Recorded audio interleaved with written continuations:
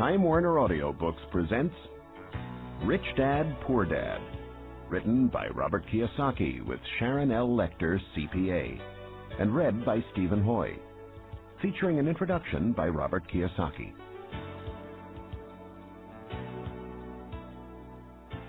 I had two fathers, a rich one and a poor one. One was highly educated and intelligent. He had a PhD and completed 4 years of undergraduate work in less than 2 years. The other father, the lack of money is the root of all evil. As a young boy, having two strong fathers, both influencing me, was difficult. I wanted to be a good son and listen, but the two fathers did not say the same things. The contrast in their points of view, particularly where money was concerned, was so extreme that I grew curious and intrigued. I began to start thinking for long periods of time about what each was saying. Much of my private time was spent reflecting, asking myself questions such as, why does he say that? And then asking the same question of the other dad's statement. It would have been much easier to simply say, yeah, he's right, I agree with that, or to simply reject the point of view by saying, the old man doesn't know what he's talking about. Instead, having two dads whom I love forced me to think and ultimately choose a way of thinking for myself. As a process, choosing to think for myself turned out to be much more valuable in the long run, rather than simply accepting or rejecting a single point of view. One of the reasons the rich get richer, the poor get poorer, and the middle class struggles in debt is because the subject of money is taught at home, not in school. Most of us learn about money from our parents. So what can a poor parent tell their child about money? They simply say, stay in school and study hard. The child may graduate with excellent grades, but with a poor person's financial programming and mindset. It was learned while the child was young. Money is not taught in schools. Schools focus on scholastic and professional skills, but not financial skills. This explains how smart bankers, doctors, and accountants who earn excellent grades in school may still struggle financially all their lives. Our staggering national debt is due in large part to highly educated politicians and government officials making financial decisions with little or no training on the subject of money. I often look ahead to the new millennium and wonder what will happen when we have millions of people who will need financial and medical assistance. They will be dependent upon their families or the government for financial support. What will happen when Medicare and Social Security run out of money?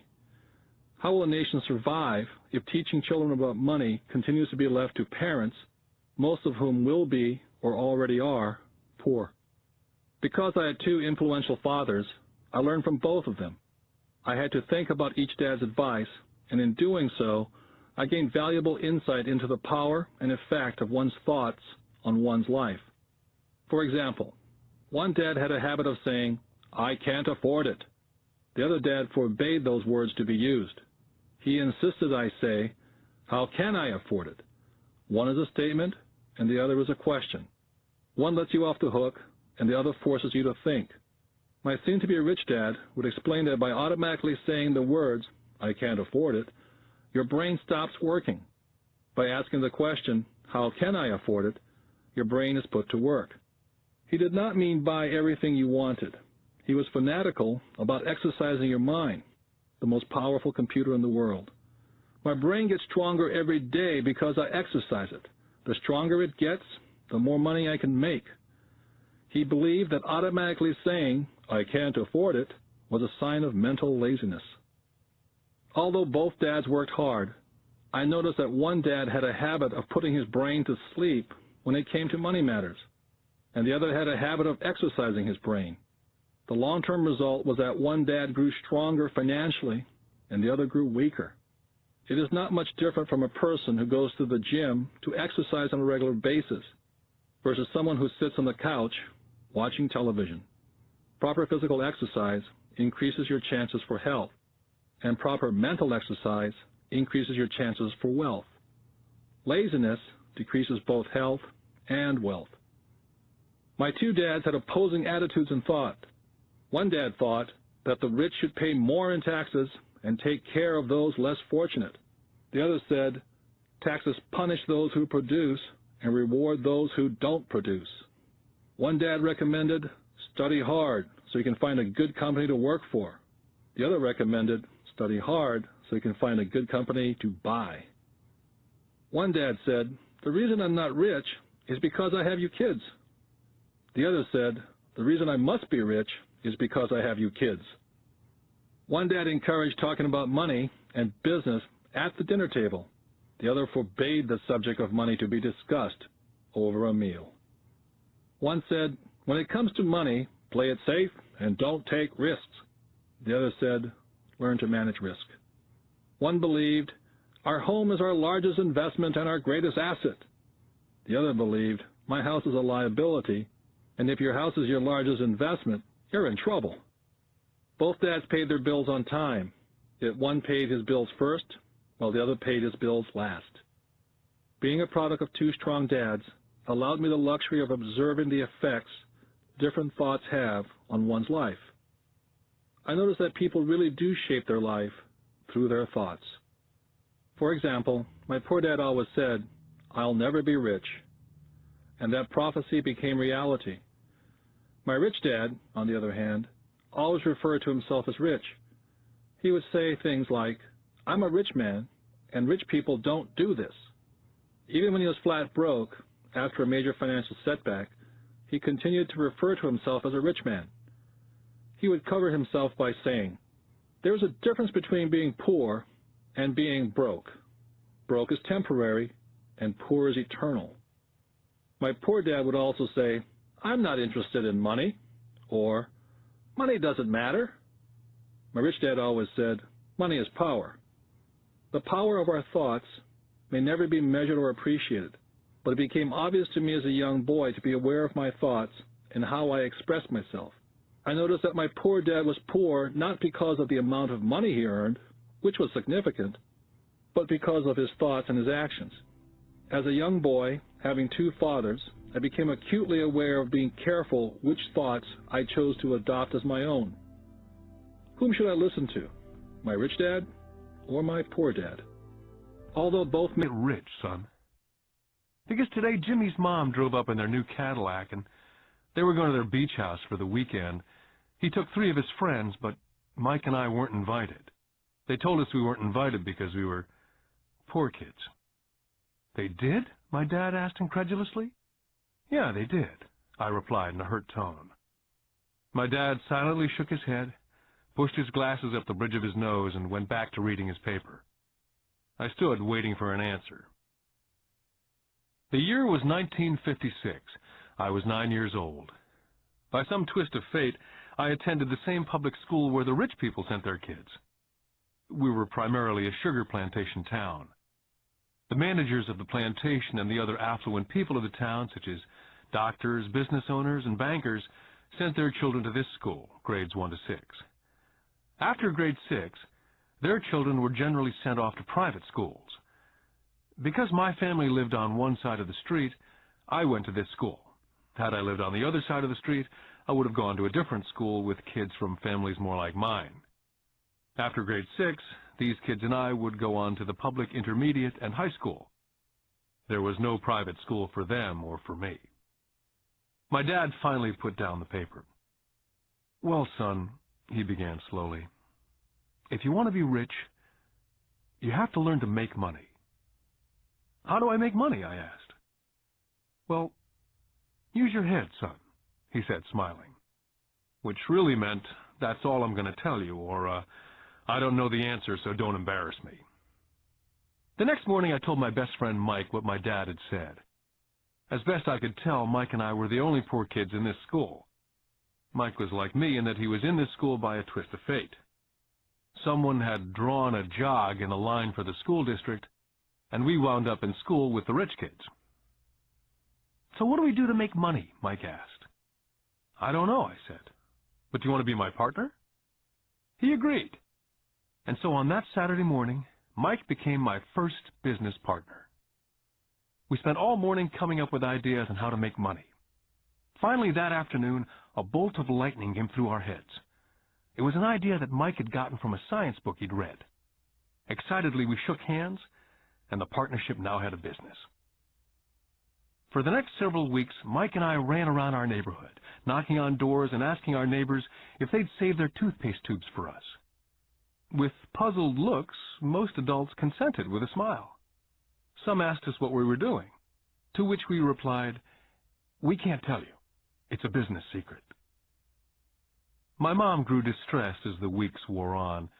We had selected a site next to her washing machine as the place we would stockpile our raw materials.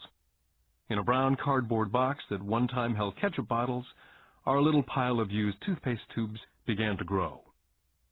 One day my dad drove up to see two 9-year-old boys in the driveway with a production line operating at full speed. Fine white powder everywhere. On a long table were small milk cartons from school, and our family's hibachi grill was glowing with red-hot coals at maximum heat. Dad walked up cautiously, having to park the car at the base of the driveway, since the production line blocked the carport. As he got closer, he saw a steel pot sitting on top of the coals, with the toothpaste tubes being melted down. In those days, toothpaste did not come in plastic tubes. The tubes were made of lead. So once the paint was burned off, the tubes were dropped in a small steel pot, melted until they became liquid, and with my mom's pot holders, we were pouring the lead through a small hole in the top of the milk cartons. The milk cartons were filled with plaster of Paris. The white powder everywhere was the plaster before we mixed it with water. The milk cartons were the outer containers for plaster of Paris molds. My dad watched as we carefully poured the molten lead through a small hole in the top of the plaster of Paris cube. "What are you boys doing?" he asked with a cautious smile. "We're doing what you told me to do. We're going to be rich," I said. "Yep," said Mike, grinning and nodding his head. "We're partners." "And what is in those plaster molds?" Dad asked. "Watch," I said. "This should be a good batch." With a small hammer, I tapped at the seal that divided the cube in half. Cautiously, I pulled up the top half of the plaster mold, and a lead nickel fell out. "Oh, my God," my dad said. "You're casting nickels out of lead." "That's right," Mike said. "We're making money." My dad smiled and shook his head. Along with a fire and a box of spent toothpaste tubes in front of him were two little boys covered with white dust and smiling from ear to ear. He asked us to put everything down and sit with him on the front step of our house. With a smile, he gently explained what the word counterfeiting meant. Our dreams were dashed. "You mean this is illegal?" asked Mike. "Yes, it is illegal," my dad said gently. "But you boys have shown great creativity and original thought. Keep going. I'm really proud of you." Disappointed, Mike and I sat in silence for about 20 minutes before we began cleaning up our mess. The business was over on opening day. Sweeping the powder up, I looked at Mike and said, "I guess Jimmy and his friends are right. We are poor." My father was just leaving as I said that.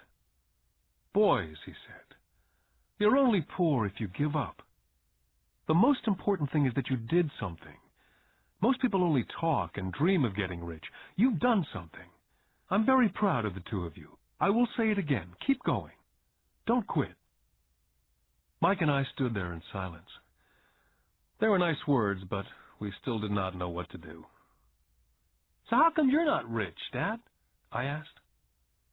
"Because I chose to be a school teacher. School teachers really don't think about being rich. We just like to teach. I wish I could help you, but I really don't know how to make money." Mike and I turned and continued our cleanup. "I know," said my dad. "If you boys want to learn how to be rich, don't ask me. Talk to your dad, Mike." "My dad?" asked Mike with a scrunched-up face. "Yeah, your dad," repeated my dad with a smile.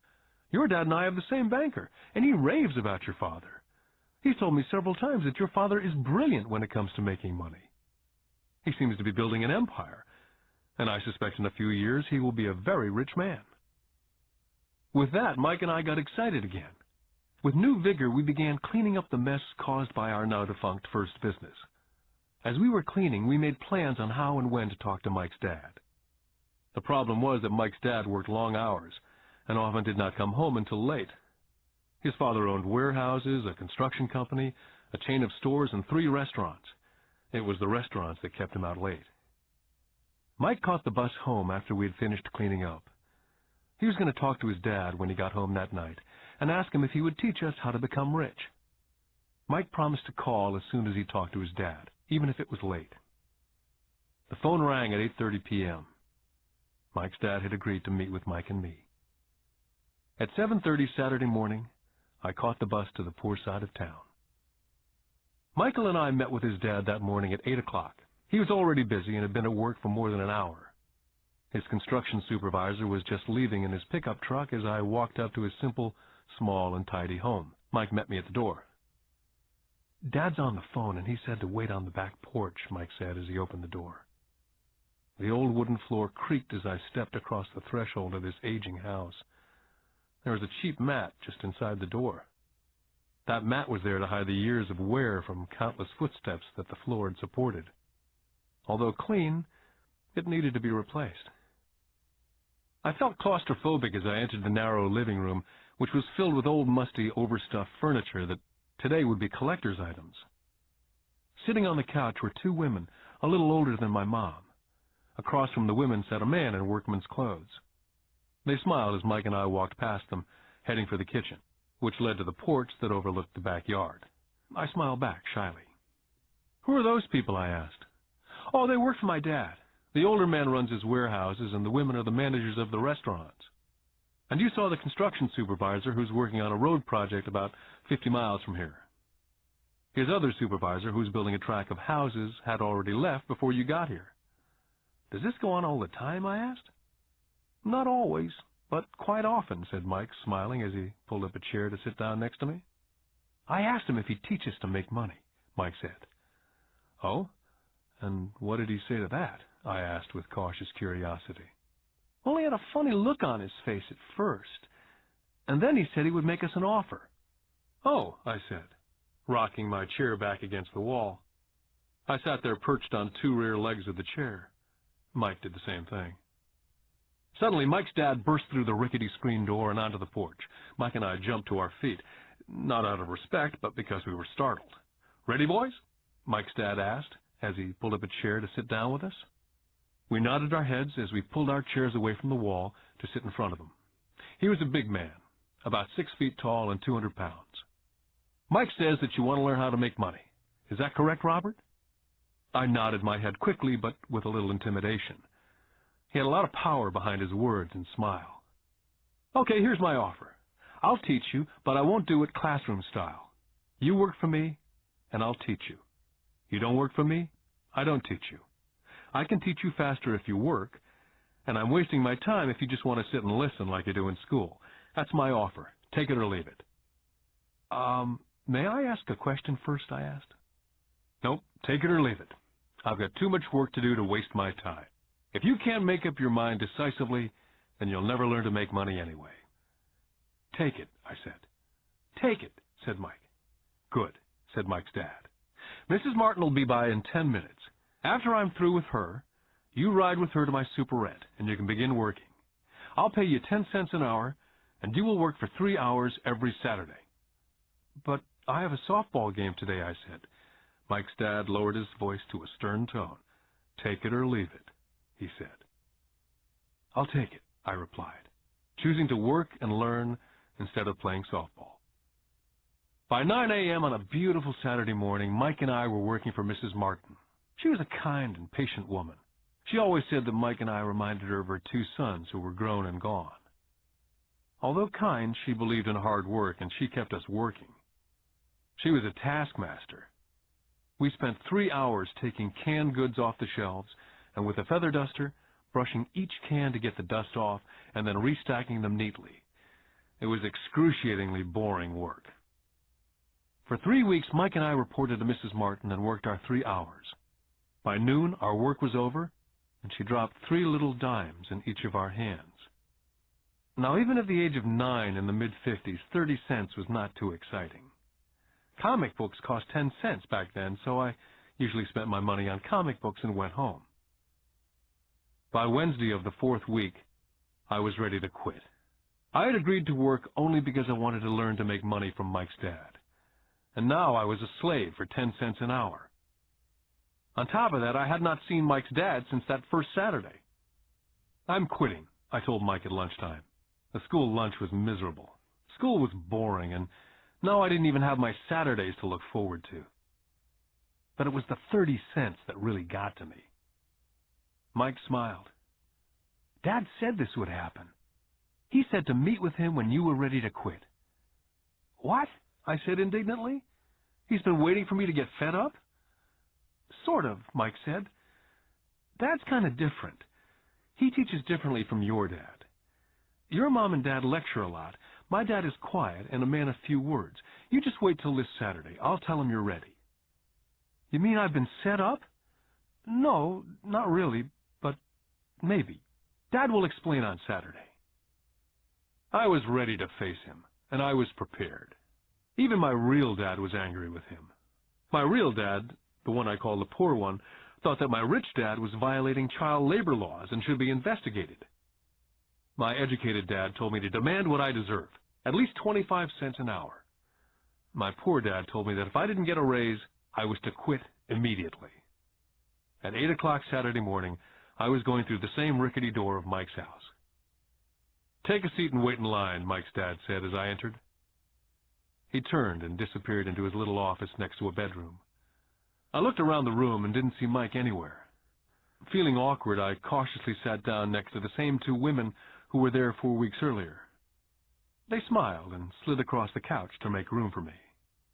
45 minutes went by, and I was steaming. The two women had met with him and left 30 minutes earlier. An older gentleman was in there for 20 minutes and was also gone. The house was empty, and I sat out in his musty, dark living room on a beautiful, sunny Hawaiian day, waiting to talk to a cheapskate who exploited children. I could hear him rustling around in the office, talking on the phone and ignoring me. I was now ready to walk out, but for some reason I stayed.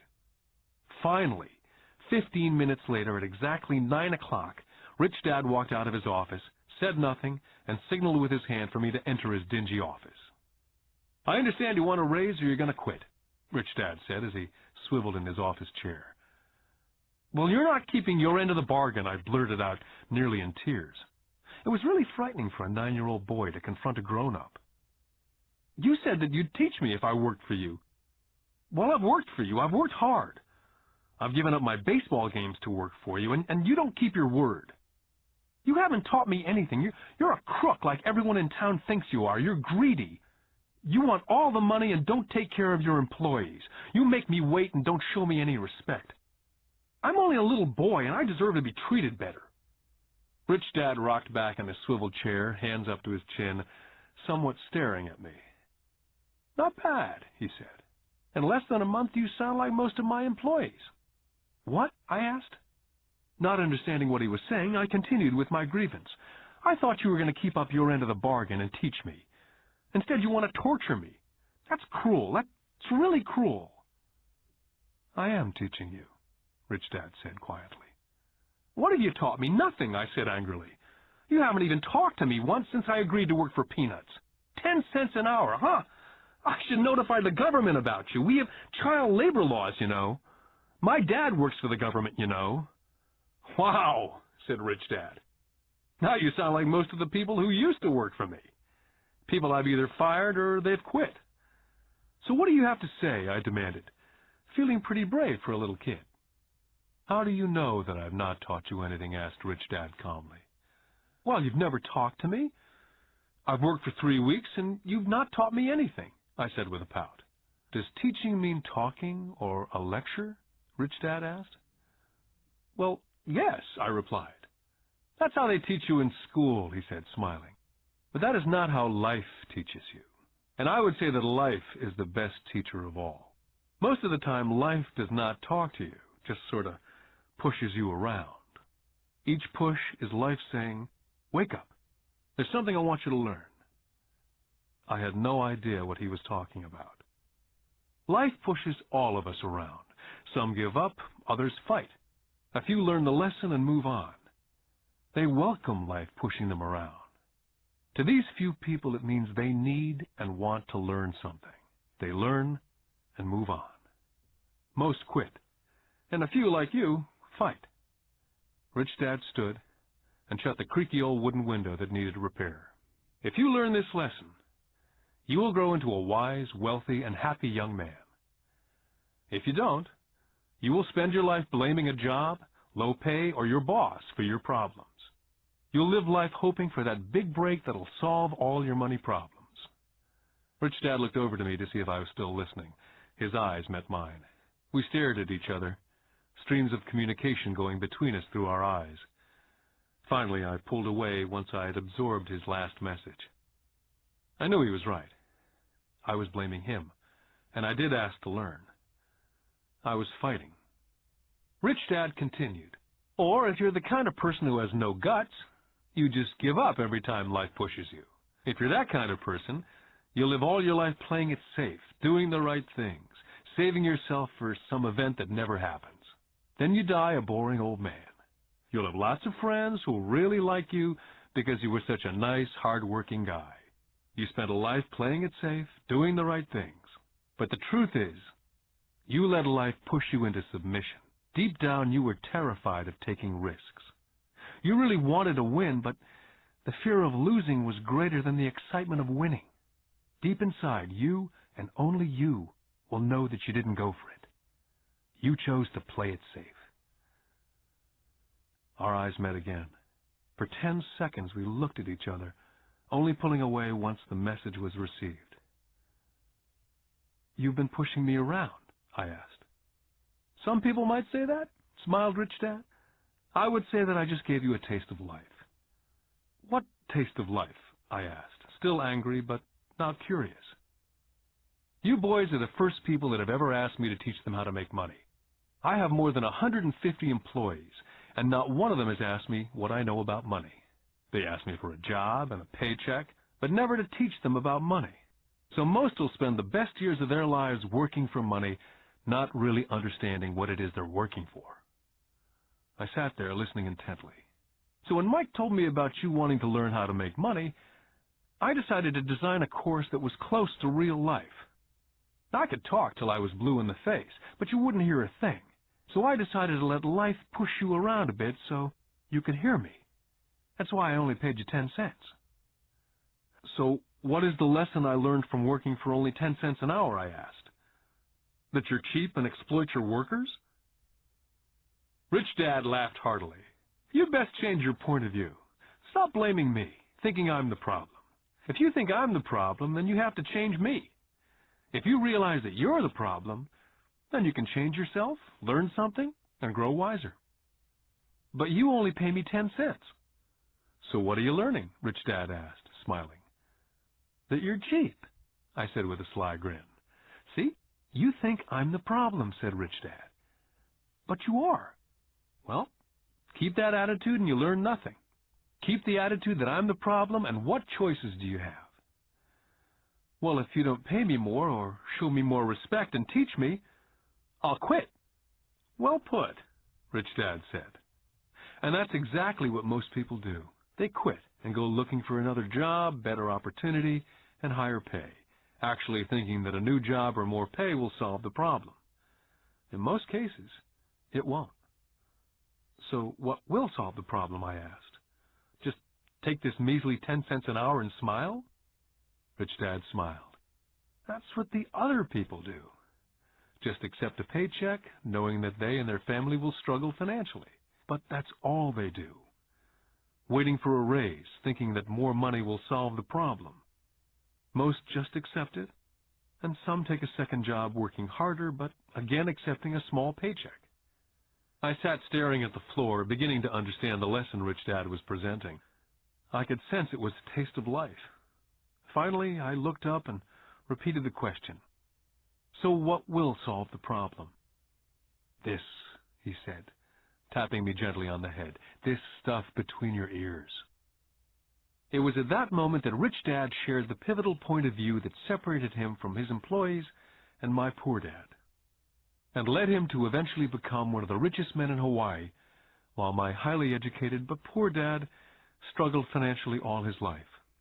It was a singular point of view that made all the difference over a lifetime.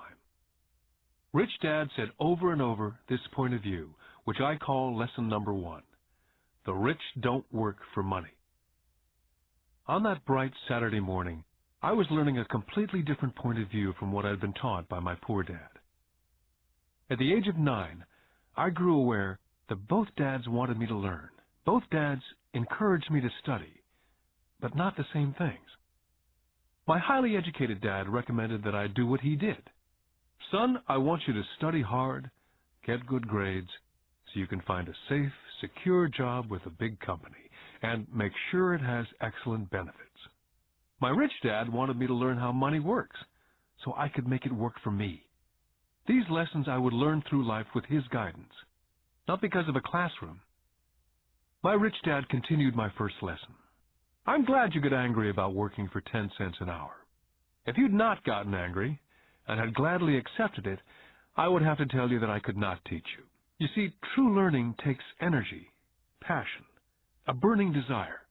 Anger is a big part of that formula, for passion is anger and love combined.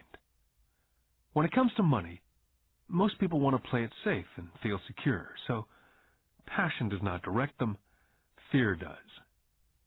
So is that why they'll take a job with low pay? I asked. Yes, said Rich Dad. Some people say I exploit people because they don't pay as much as the sugar plantation or the government. I say people exploit themselves. It's their fear, not mine. But don't you feel you should pay them more? I asked. I don't have to. And besides, more money will not solve the problem. Just look at your dad. He makes a lot of money and he still can't pay his bills. Most people, given more money, only get into more debt. So that's why the 10 cents an hour, I said, smiling. It's a part of the lesson. That's right, smiled Rich Dad. You see, your dad went to school and got an excellent education so he could get a high-paying job, which he did. But he still has money problems because he never learned anything about money at school. On top of that, he believes in working for money. And you don't, I asked? No, not really, said Rich Dad. If you want to learn to work for money, then stay in school. That's a great place to learn to do that. But if you want to learn how to have money work for you, then I will teach you that. But only if you want to learn. Wouldn't everyone want to learn that, I asked? No, said Rich Dad, simply because it's easier to learn to work for money, especially if fear is your primary emotion when the subject of money is discussed. I don't understand, I said with a frown.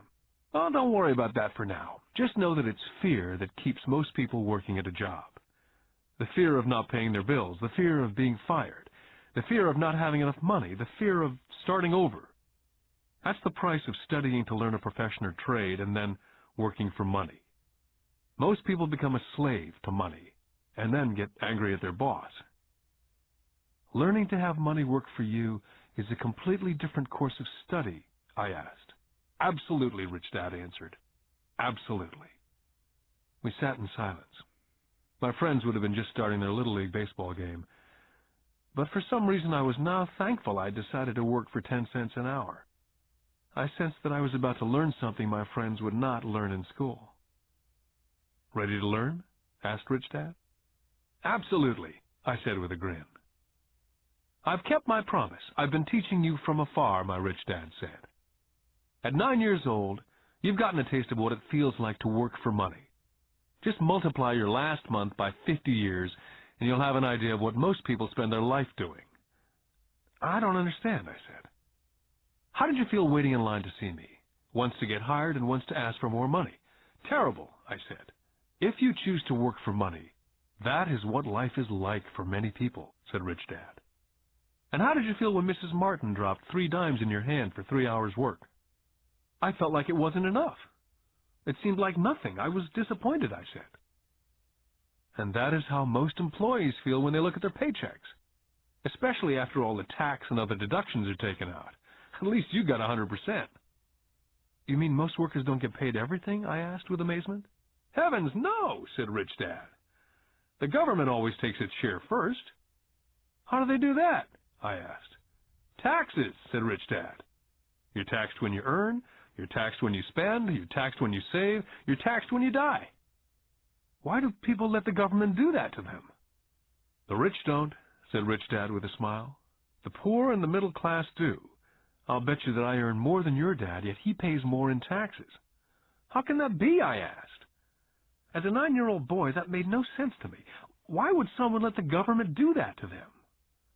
Rich Dad sat there in silence. I guess he wanted me to listen instead of jabber away at the mouth. Finally, I calmed down. I did not like what I had heard.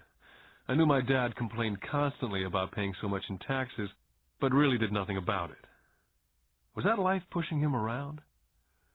Rich Dad rocked slowly and silently in his chair, just looking at me. Ready to learn? He asked. I nodded my head slowly.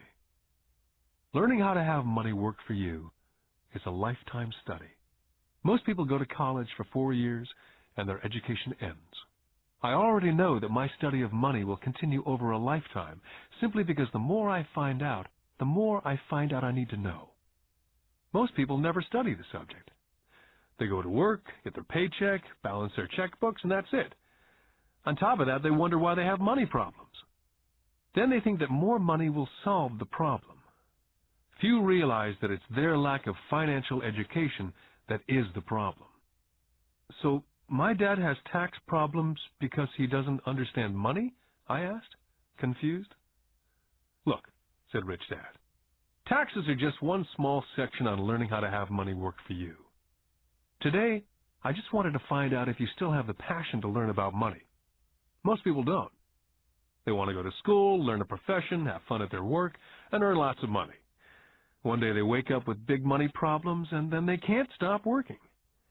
That's the price of only knowing how to work for money, instead of studying how to have money work for you. So, do you still have the passion to learn? Asked Rich Dad. I nodded my head. Good, said Rich Dad. Now get back to work. This time I will pay you nothing. What? I asked in amazement. You heard me. Nothing. You'll work the same 3 hours every Saturday, but this time you will not be paid 10 cents an hour. You said you wanted to learn to not work for money, so I'm not going to pay you anything. I couldn't believe what I was hearing. I've already had this conversation with Mike. He's already working, dusting, and stacking canned goods for free. You better hurry up and get back there. I stood there, still not believing what a raw deal I'd been handed. Here I came to ask for a raise, and now I was being told to keep working for nothing. Rich Dad tapped me on the head and said, "Use this. Now get out of here." I didn't tell my poor dad I wasn't being paid. He would not have understood, and I did not want to try to explain something that I did not yet understand myself. For 3 more weeks, Mike and I worked for 3 hours every Saturday for nothing. The work didn't bother me, and the routine got easier. It was the missed baseball games and not being able to afford to buy a few comic books that got to me. Rich Dad stopped by at noon on the 3rd week. We heard his truck pull up in the parking lot and sputter when the engine was turned off. He entered the store and greeted Mrs. Martin with a hug. After finding out how things were going in the store, he reached into the ice cream freezer, pulled out 2 bars, paid for them, and signaled to Mike and me, "Let's go for a walk, boys." We crossed the street, dodging a few cars, and walked across a large grassy field where a few adults were playing softball. Sitting down at a remote picnic table, he handed Mike and me the ice cream bars. "How's it going, boys?" "Okay," Mike said. I nodded in agreement. "Learn anything yet?" Rich Dad asked. Mike and I looked at each other, shrugged our shoulders, and shook our heads in unison. "Well, you boys had better start thinking. You're staring at one of life's biggest lessons. If you learn the lesson, you'll enjoy a life of great freedom and security. If you don't learn the lesson, you'll wind up like Mrs. Martin and most of the people playing softball in this park. They work very hard for a little money, clinging to the illusion of job security, looking forward to a 3-week vacation each year and a skimpy pension after 45 years of work. Now, if that excites you, I'll give you a raise to 25 cents an hour." "But these are good, hard-working people. Are you making fun of them?" I demanded. A smile came over Rich Dad's face. "Mrs. Martin's like a mother to me, and I would never be that cruel. I may sound cruel because I'm doing my best to point something out to the 2 of you. I want to expand your point of view so you can see something most people never have the benefit of seeing because their vision is too narrow. Most people never see the trap they're in." Mike and I sat there uncertain of his message, He sounded cruel, yet we could sense he was desperately wanting us to know something. With a smile, Rich Dad said, "Doesn't that 25 cents an hour sound good? Doesn't that make your heart beat a little faster?" I shook my head no, but it really did. 25 cents an hour would be big bucks to me. "Okay, I'll pay you $1 an hour," Rich Dad said with a sly grin. Now my heart was beginning to race. My brain was screaming, "Take it, take it." I could not believe what I was hearing. Still, I said nothing. "Okay, $2 an hour." My little 9-year-old brain and heart nearly exploded. After all, it was 1956, and being paid $2 an hour would have made me the richest kid in the world. I couldn't imagine earning that kind of money. I wanted to say yes, but somehow my mouth stayed silent. Maybe my brain had overheated and blown a fuse, but deep down I badly wanted that $2 an hour. The ice cream had melted and was running down my hand. Rich Dad was looking at two boys staring back at him, eyes wide open and brains empty. He knew that he was testing us, and he knew there was part of our emotions that wanted to take the deal. "Okay," he said, $5 an hour. Suddenly there was a silence from inside me. Something had changed. The offer was too big and had gotten ridiculous. Not too many grown-ups in 1956 made more than $5 an hour. The temptation disappeared and a calm set in. Slowly I turned to my left to look at Mike. He looked back at me. The part of my soul that was weak and needy was silenced. The part of me that had no price took over. There was a calm and a certainty about money that entered my brain and my soul. I knew Mike had gotten to that point also. "Good," Rich Dad said softly. "Most people have a price. And they have a price because of human emotions named fear and greed. First, the fear of being without money motivates us to work hard. And then once we get that paycheck, greed or desire starts us thinking about all the wonderful things money can buy. The pattern is then set." "What pattern?" I asked. "The pattern of get up, go to work, pay bills, get up, go to work, pay bills." Their lives are then run forever by two emotions, fear and greed. Offer them more money, and they continue the cycle by also increasing their spending. This is what I call the rat race. "There is another way?" Mike asked.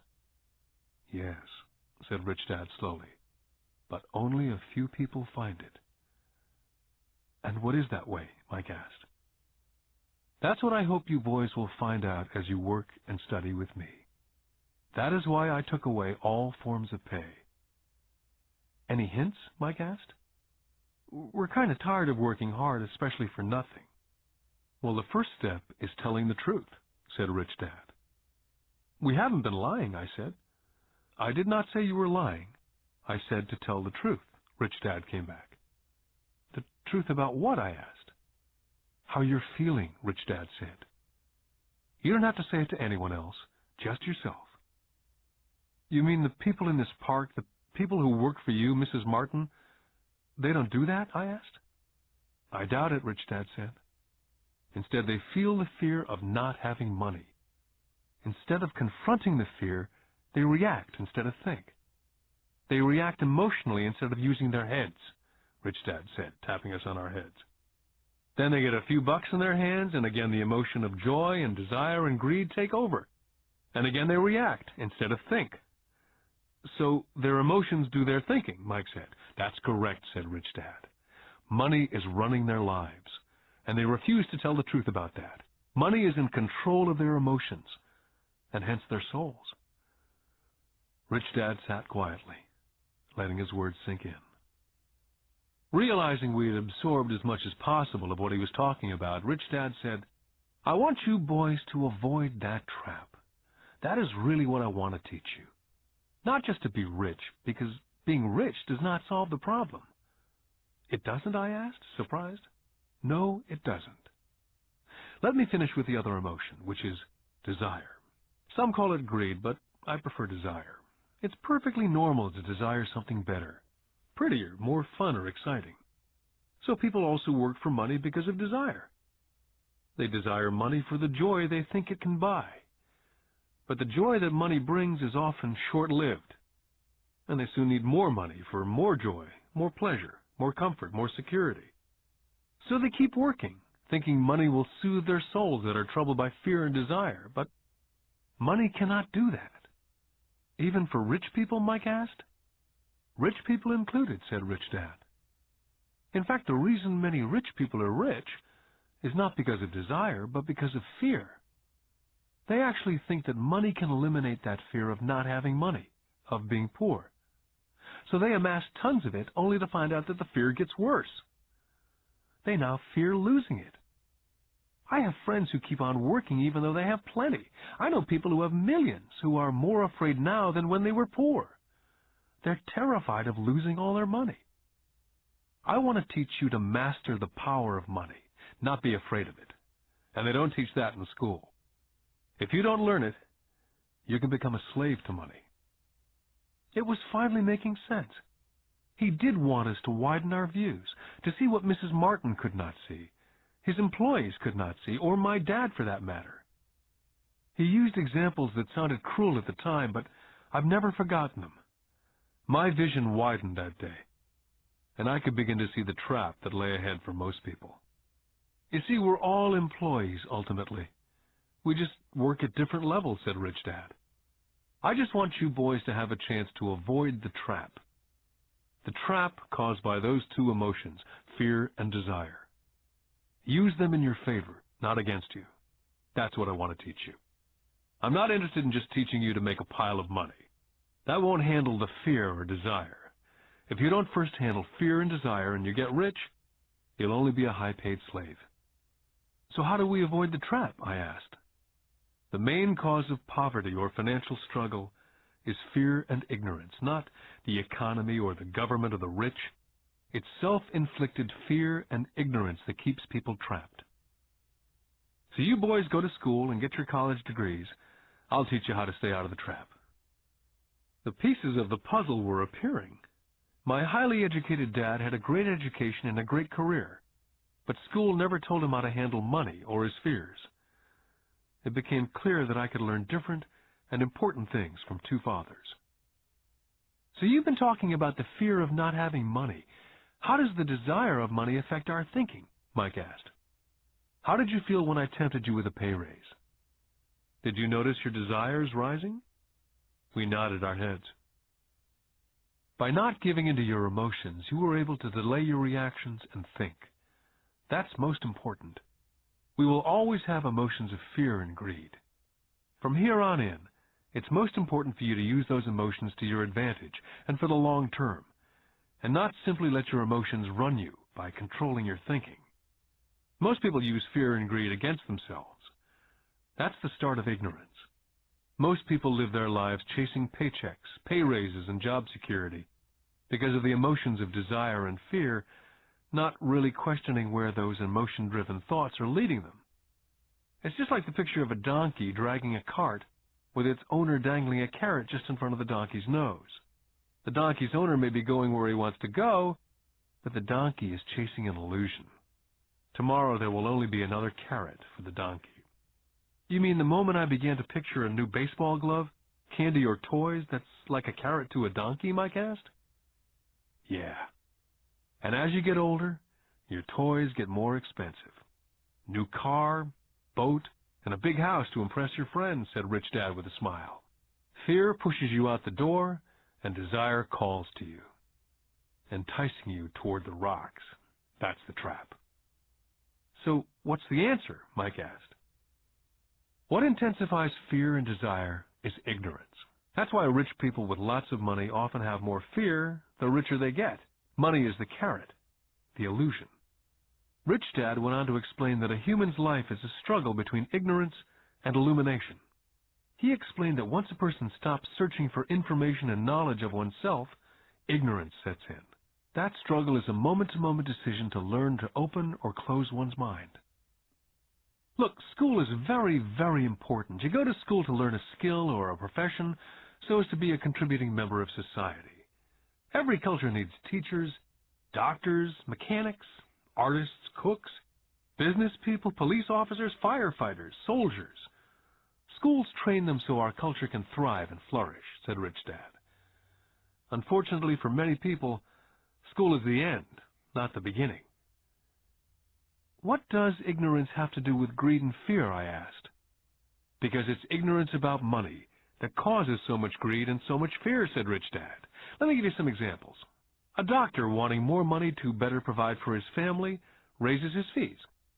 By raising his fees, it makes healthcare more expensive for everyone. Now it hurts the poor people the most, so poor people have worse health than those with money. Because the doctors raise their rates, the attorneys raise their rates. Because the attorneys' rates have gone up, school teachers want to raise, which raises our taxes, and on and on and on. Soon there will be such a horrifying gap between the rich and the poor that chaos will break out, and another great civilization will collapse. Great civilizations collapsed when the gap between the haves and the have-nots was too great. America is on the same course, proving once again that history repeats itself, because we do not learn from history. We only memorize historical dates and names, not the lesson. Aren't prices supposed to go up, I asked. Not in an educated society with a well-run government. Prices should actually come down. Of course, that's often only true in theory. Prices go up because of greed and fear caused by ignorance. If schools taught people about money, there would be more money and lower prices. But schools only focus on teaching people to work for money, not how to harness money's power. But don't we have business schools, Mike asked? Aren't you encouraging me to go to business school for my master's degree? Yes, said Rich Dad. But all too often business schools train employees who are sophisticated bean counters. Heaven forbid a bean counter takes over a business. All they do is look at the numbers, fire people, and kill the business. I know, because I hire bean counters. All they think about is cutting costs and raising prices, which causes more problems. Bean counting is important. I wish more people knew it, but it, too, is not the whole picture, added Rich Dad angrily. So is there an answer? Asked Mike. Yes, said Rich Dad. Learn to use your emotions to think, not think with your emotions. When you boys mastered your emotions, first by agreeing to work for free, I knew there was hope. When you again resisted your emotions when I tempted you with more money, you were again learning to think in spite of being emotionally charged. That's the first step. Can you tell the difference between emotions thinking and the head thinking? Mike asked. Oh, yes, I hear it all the time, said Rich Dad. I hear things like, well, everyone has to work, or the rich are crooks, or I'll get another job. I deserve this raise. You can't push me around, or I like this job because it's secure. Instead of, is there something I'm missing here? Which breaks the emotional thought and gives you time to think clearly. I must admit it was a great lesson to be getting, to know when someone was speaking out of emotions or out of clear thought. It was a lesson that served me well for life, especially when I was the one speaking out of reaction and not from clear thought. As we headed back to the store, Rich Dad explained that the rich really did make money. They did not work for it. He went on to explain that when Mike and I were casting 5-cent pieces out of lead, thinking we were making money, we were very close to thinking the way rich people think. The problem was that it was illegal for us to do it. Rich Dad went on to explain that the rich know that money is an illusion, truly like the carrot for the donkey. It's only out of fear and greed that the illusion of money is held together by billions of people thinking that money is real. Money is really made up. It was only because of the illusion of confidence and the ignorance of the masses that the house of cards stood standing. In fact, he said, in many ways the donkey's carrot was more valuable than money. As he climbed into his pickup truck outside of his little convenience store, he said, "Keep working, boys. But the sooner you forget about needing a paycheck, the easier your adult life will be. Keep using your brain. Work for free. And soon your mind will show you ways of making money far beyond what I could ever pay you. You'll begin to see opportunities right in front of you that in the past would have gone unnoticed." Mike and I picked up our things from the store and waved goodbye to Mrs. Martin. We went back to the park, to the same picnic bench, and spent several more hours thinking and talking. We spent the next week at school thinking and talking. For 2 more weeks, we kept thinking and talking and working for free. At the end of the second Saturday, I was again saying goodbye to Mrs. Martin and looking at the comic book stand with a longing gaze. The hard thing about not even getting 30 cents every Saturday was that I didn't have any money to buy comic books. Suddenly, as Mrs. Martin was saying goodbye to Mike and me, I saw something she was doing that I'd never seen her do before. I mean, I'd seen her do it, but I never took notice of it. Mrs. Martin was cutting the front page of the comic book in half. She was keeping the top half of the comic book cover and throwing the rest of the comic book into a large brown cardboard box. When I asked her what she did with the comic books, she said, "I throw them away. I give the top half of the cover back to the comic book distributor for credit when he brings in the new comics. He's coming in an hour." Mike and I waited for an hour. Soon the distributor arrived, and I asked him if we could have the comic books, to which he replied, "You can have them if you work for this store and do not resell them." Our partnership was revived. Mike's mom had a spare room in the basement that no one used. We cleaned it out and began piling hundreds of comic books in that room. Soon our comic book library was open to the public. We hired Mike's younger sister, who loved to study, to be head librarian. She charged each child 10 cents admission to the library, which was open from 2:30 to 4:30 p.m. every day after school. The customers, the children of the neighborhood, could read as many comics as they could in 2 hours.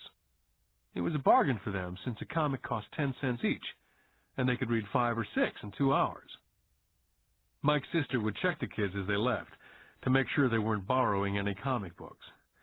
She also kept the books, logging in how many kids showed up each day, who they were, and any comments they might have. Mike and I averaged $9.50 per week over a 3-month period. We paid his sister $1 a week and allowed her to read the comics for free, which she rarely did since she was always studying. Mike and I kept our agreement by working in the store every Saturday and collecting all the comic books from the different stores. We kept our agreement to the distributor by not selling any comic books. We burned them once they got too tattered. We tried opening a branch office, but we could never quite find someone as dedicated as Mike's sister we could trust. At an early age, we found out how hard it was to find good staff. 3 months after the library first opened, a fight broke out in the room. Some bullies from another neighborhood pushed their way in and started it. Mike's dad suggested we shut down the business. So our comic book business was shut down, and we stopped working on Saturdays at the convenience store. Anyway, Rich Dad was excited because he had new things he wanted to teach us. He was happy because we'd learned our first lesson so well. We'd learned to have money work for us. By not getting paid for our work at the store, we were forced to use our imaginations to identify an opportunity to make money. By starting our own business, the comic book library, we were in control of our own finances, not dependent on an employer. The best part was that our business generated money for us, even when we weren't physically there. Our money worked for us. Instead of paying us money, Rich Dad had given us so much more. Lesson 2. Why Teach Financial Literacy? In 1990, my best friend Mike took over his father's empire and is in fact doing a better job than his dad did. We see each other once or twice a year on the golf course. He and his wife are wealthier than you could imagine. Rich Dad's empire is in great hands, and Mike is now grooming his son to take his place, as his dad groomed us. In 1994, I retired at the age of 47, and my wife Kim was 37. Retirement does not mean not working. To my wife and me, it means that, barring unforeseen cataclysmic changes, we can work or not work, and our wealth grows automatically, staying way ahead of inflation. I guess it means freedom. The assets are large enough to grow by themselves. It's like planting a tree. You water it for years, and then one day it doesn't need you anymore. Its roots have gone down deep enough. Then the tree provides shade for your enjoyment. Mike chose to run the empire, and I chose to retire. Whenever I speak to groups of people, they often ask what I would recommend, or what could they do? How do they get started? Is there a good book I'd recommend? What is the secret to success? I simply say to them what my rich dad said back to me when I was a little kid. If you want to be rich, you need to be financially literate. That idea was drummed into my head every time we were together. As I said, my educated dad stressed the importance of reading books, while my rich dad stressed the need to master financial literacy. If you're going to build the Empire State Building, the first thing you need to do is dig a deep hole and pour a strong foundation.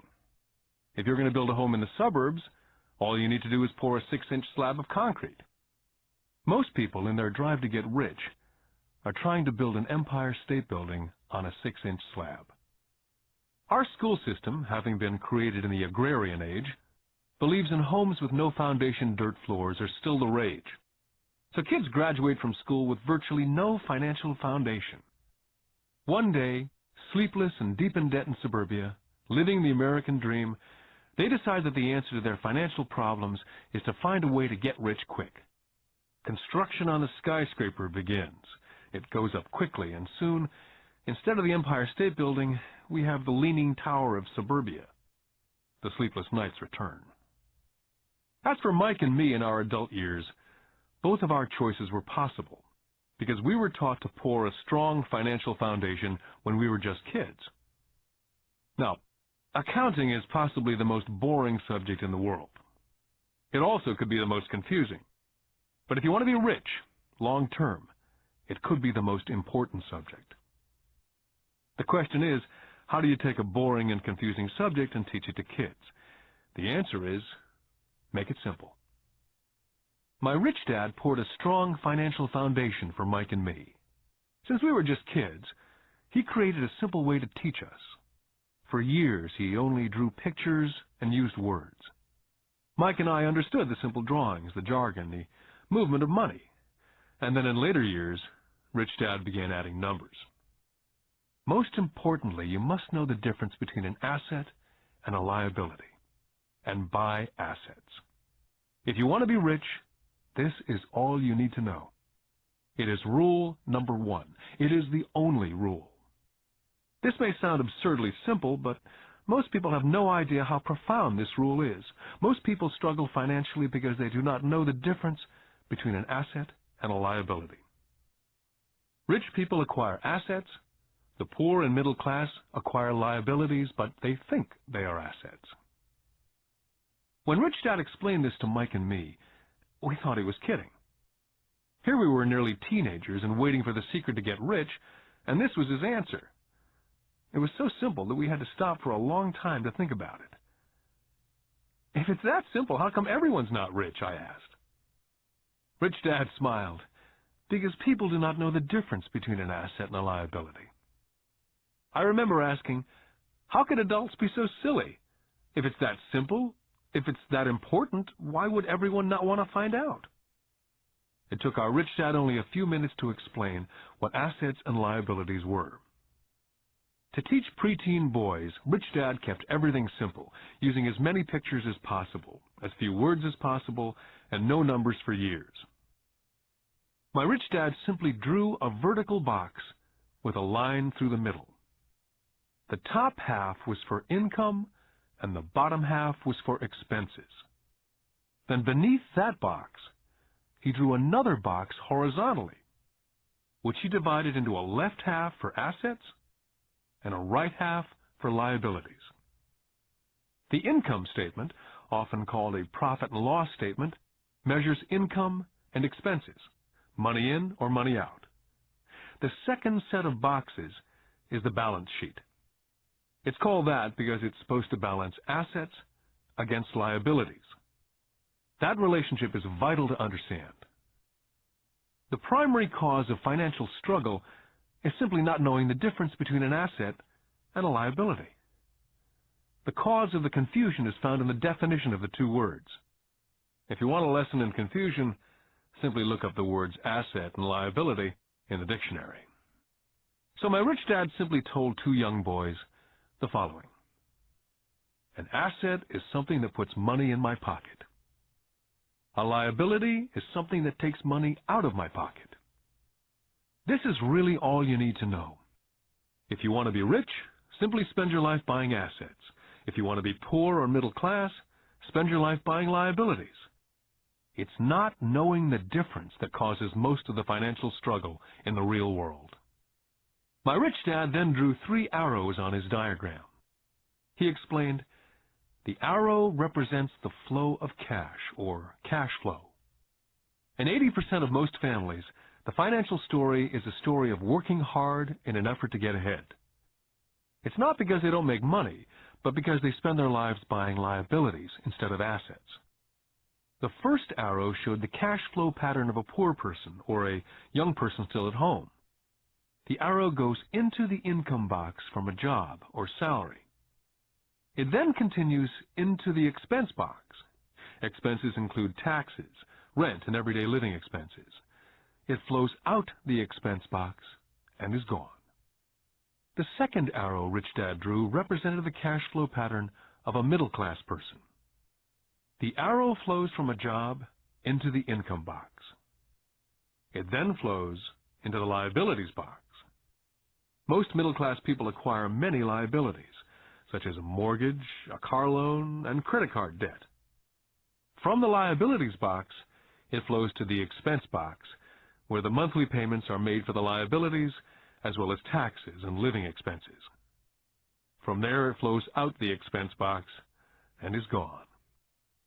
The third arrow is the pattern of a wealthy person. This arrow simply flows from the asset box into the income box. The cash flow is not generated by a job or salary, but by assets. Remember, assets are things that put money in your pocket. Additionally, the rich have few expenses and liabilities, or if they do, those liabilities are more than covered by their assets. Examples such as these are oversimplified. Everyone has living expenses, the need for food, shelter, and clothing. The diagrams Rich Dad drew show the flow of cash through a poor, middle class, or wealthy person's life. It's the cash flow that tells the story. It's the story of how a person handles their money, what they do after they get the money in their hand. I cringe whenever I hear people ask me how to get rich quicker, or how do they start. I often hear, I'm in debt, so I need to make more money. But more money will often not solve the problem. In fact, it may actually accelerate the problem. Money often makes obvious our tragic human flaws. Money often puts a spotlight on what we do not know. That's why, all too often, a person who comes into a sudden windfall of cash, let's say an inheritance, a pay raise, or lottery winnings, soon returns to the same financial mess, if not worse than the mess they were in before they received the money. Money only accentuates the cash flow pattern running in your head. If your pattern is to spend everything you get, most likely an increase in cash will just result in an increase in spending. Thus the saying, a fool and his money is one big party.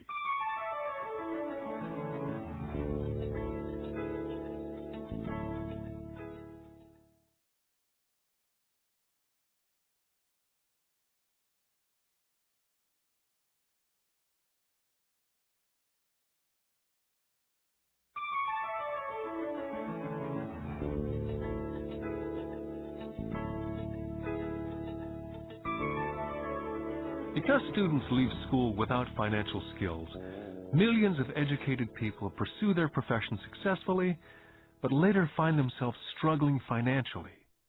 They work harder but don't get ahead. What's missing from their education is not how to make money, but how to spend money. What to do after you make it. It's called financial aptitude.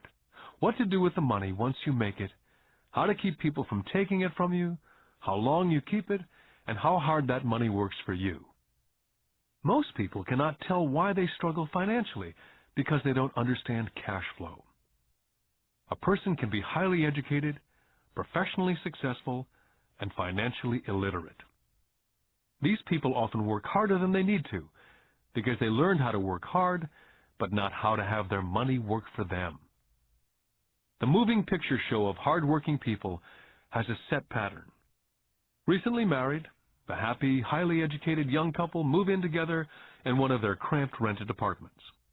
Immediately they realize that they're saving money because two can live as cheaply as one. The problem is, the apartment is cramped. They decide to save money to buy their dream home so they can have kids. They now have 2 incomes, and they begin to focus on their careers. Their incomes begin to increase. As their incomes go up, their expenses go up as well, so there is little or no money to flow into the asset box. This means the only income they get comes from their jobs. The number one expense for most people is taxes. Many people think it's income tax, but for most Americans, their highest tax is Social Security. As an employee, it appears as if the Social Security tax, combined with the Medicare tax rate, is roughly 7.5%. But it's really 15%, since the employer must match the Social Security amount. In essence, it is money the employer cannot pay you. On top of that, you still have to pay income tax on the amount deducted from your wages for Social Security tax. Income you never receive because it went directly to Social Security through withholding. Then their liabilities go up. This is best demonstrated by going back to the young couple. As a result of their incomes going up, they decide to go out and buy the house of their dreams. Once in their house, they have a new tax, called property tax. Then they buy a new car, new furniture, and new appliances to match their new house. All of a sudden, they wake up, and their liabilities column is full of mortgage debt and credit card debt. They're now trapped in the rat race. A child comes along. They work harder. The process repeats itself. More money and higher taxes, also called bracket creep. A credit card comes in the mail. They use it. It maxes out. A loan company calls and says their greatest asset, their home, has appreciated in value. The company offers a bill consolidation loan because their credit is so good and tells them the intelligent thing to do is clear off the high-interest consumer debt by paying off their credit card. And besides, interest on their home is a tax deduction.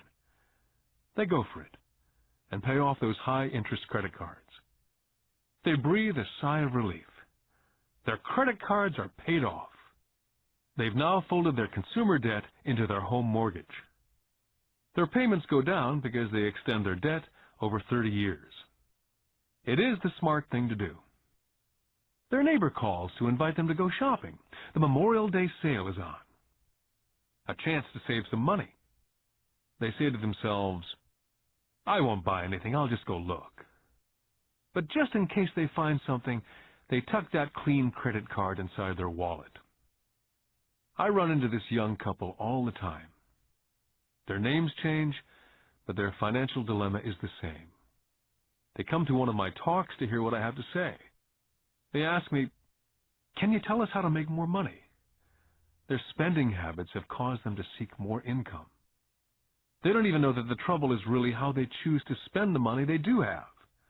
And that is the real cause of their financial struggle.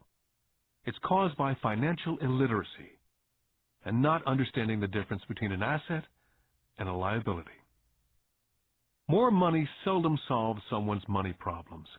Intelligence solves problems. There's a saying a friend of mine says over and over to people in debt. If you find yourself in a hole, stop digging. The poor and middle class all too often allow the power of money to control them. By simply getting up and working harder, failing to ask themselves if what they do makes sense, they shoot themselves in the foot as they leave for work every morning. By not fully understanding money, the vast majority of people allow the awesome power of money to control them. The power of money is used against them. By the time Mike and I were 16 years old, we began to have problems in school. We were not bad kids. We just began to separate from the crowd. We worked for Mike's dad after school and on the weekends.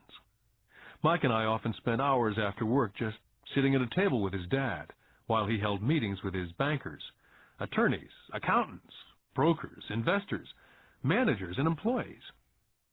We learned more sitting at his meetings than we did in all our years of school, college included. Mike's dad was not school educated, but he was financially educated and successful as a result. He used to tell us over and over again, an intelligent person hires people who are more intelligent than they are. So Mike and I had the benefit of spending hours listening to, and in the process learning from, intelligent people. But because of this, both Mike and I just could not go along with the standard dogma that our teachers preached. Occasionally, Mike or I would ask our teachers how what we studied was applicable, or we asked why we never studied money and how it worked.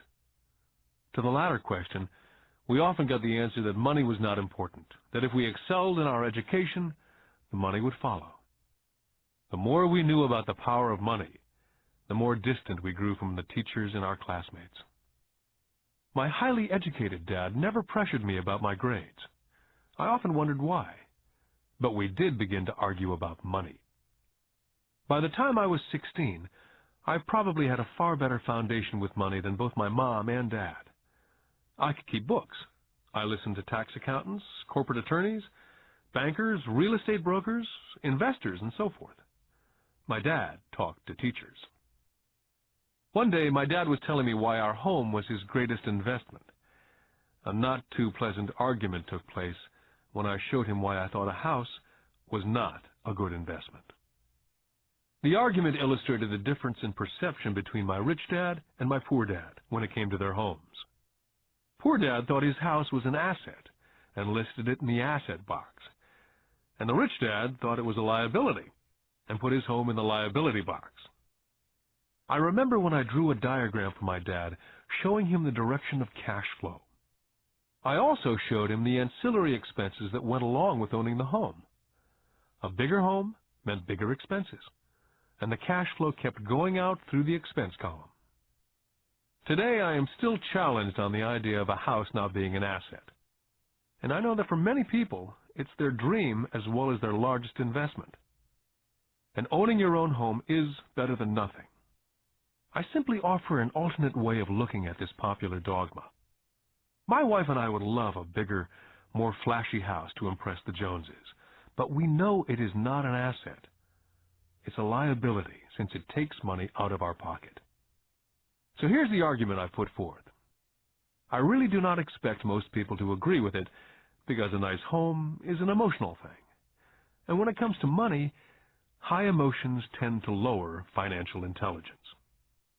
When it comes to houses, I point out that most people work all their lives paying for a home they never own. In other words, most people buy a new house every so many years, each time incurring a new 30-year loan to pay off the previous one. Even though people receive a tax deduction for interest on mortgage payments, they pay for all their other expenses with after-tax dollars, even after they pay off their mortgage. Then there are property taxes. My wife's parents were shocked when the property taxes on their home went to $1,000 a month. This was after they'd retired, so the increase put a strain on their retirement budget, and they felt forced to move. Also, houses do not always go up in value. I still had friends who owe $1 million for a home that will today sell for only $700,000. Finally, the greatest losses of all are those from missed opportunities. If all your money is tied up in your house, you may be forced to work harder because your money continues blowing out of the expense column instead of adding to the asset column. The classic middle-class cash flow pattern. If a young couple would put more money into their asset column early on, their later years would get easier, especially as they prepared to send their children to college. Their assets would have grown and would be available to help cover expenses. All too often, a house only serves as a vehicle for incurring a home equity loan to pay for mounting expenses. In summary, the end result in making a decision to own a house that is too expensive in lieu of starting an investment portfolio early on impacts an individual in at least the following 3 ways. Number 1, loss of time, during which other assets could have grown in value. Number 2, loss of additional capital, which could have been invested instead of paying for high maintenance expenses related directly to the home. Number 3, loss of education. Too often, people count their house, savings, and retirement plan as all they have in their asset column. Because they have no money to invest, they simply do not invest. This costs them investment experience. Most never become what the investment world calls a sophisticated investor. And the best investments are usually first sold to sophisticated investors, who then turn around and sell them to the people playing it safe. My educated dad's personal financial statement best demonstrates the life of someone in the rat race. His expenses seem to always keep up with his income, never allowing him to invest in assets. As a result, his liabilities, such as his mortgage and credit card debts, are larger than his assets. My rich dad's personal financial statement, on the other hand, reflects the results of a life dedicated to investing and minimizing liabilities. His assets greatly exceed his liabilities. A review of my rich dad's financial statement is why the rich get richer. The asset column generates more than enough income to cover expenses, with the balance reinvested into the asset column. The asset column continues to grow, and therefore the income it produces grows with it. The result being, the rich get richer. The middle class finds itself in a constant state of financial struggle. Their primary income is through wages, and as their wages increase, so do their taxes. Their expenses tend to increase in equal increments as their wages increase, hence the phrase, the rat race. They treat their home as their primary asset instead of investing in income-producing assets. Remember, the most important rule is to know the difference between an asset and a liability. Once you understand the difference, concentrate your efforts on only buying income-generating assets. That's the best way to get started on a path to becoming rich. Keep doing that, and your asset column will grow. Focus on keeping liabilities and expenses down. This will make more money available to continue pouring into the asset column. This pattern of treating your home as an investment, and the philosophy that a pay raise means you can buy a larger home or spend more, is the foundation of today's debt-ridden society. This process of increased spending throws families into greater debt and into more financial uncertainty, even though they may be advancing in their jobs and receiving pay raises on a regular basis. This is high-risk living caused by weak financial education. As an employee who's also a homeowner, your working efforts are generally as follows. You work for someone else. Most people, working for a paycheck, are making the owner or the shareholders richer. Your efforts and success will help provide for the owner's success and retirement. Next, you work for the government. The government takes its share from your paycheck before you even see it. By working harder, you simply increase the amount of taxes taken by the government. Most people work from January to May just for the government. And finally, you work for the bank. After taxes, your next largest expense is usually your mortgage and credit card debt. The problem with simply working harder is that each of these three levels takes a greater share of your increased efforts. You need to learn how to have your increased efforts benefit you and your family directly. Once you've decided to concentrate on minding your own business, how do you set your goals? For most people, they must keep their profession and rely on their wages to fund their acquisition of assets. As their assets grow, how do they measure the extent of their success? When does someone realize that they are rich, that they have wealth? As well as having my own definitions for assets and liabilities, I also have my own definition for wealth. Actually, I borrowed it from a man named Buckminster Fuller. Some people call him a quack, and others call him a living genius. Years ago, he got all the architects buzzing because he applied for a patent in 1961 for something called a geodesic dome. But in the application, Fuller also said something about wealth. It was pretty confusing at first, but after reading it for a while, it began to make some sense. Wealth is a person's ability to survive so many number of days forward. Or, if I stopped working today, how long could I survive? Unlike net worth, the difference between your assets and liabilities, which is often filled with a person's expensive junk and opinions of what things are worth, this definition creates the possibility for developing a truly accurate measurement. I could now measure and really know where I was in terms of my goal to become financially independent. Although net worth often includes these non-cash producing assets like stuff you bought that now sits in your garage, wealth measures how much money your money is making, and therefore your financial survivability. Wealth is the measure of the cash flow from the asset column compared with the expense column. Let's use an example.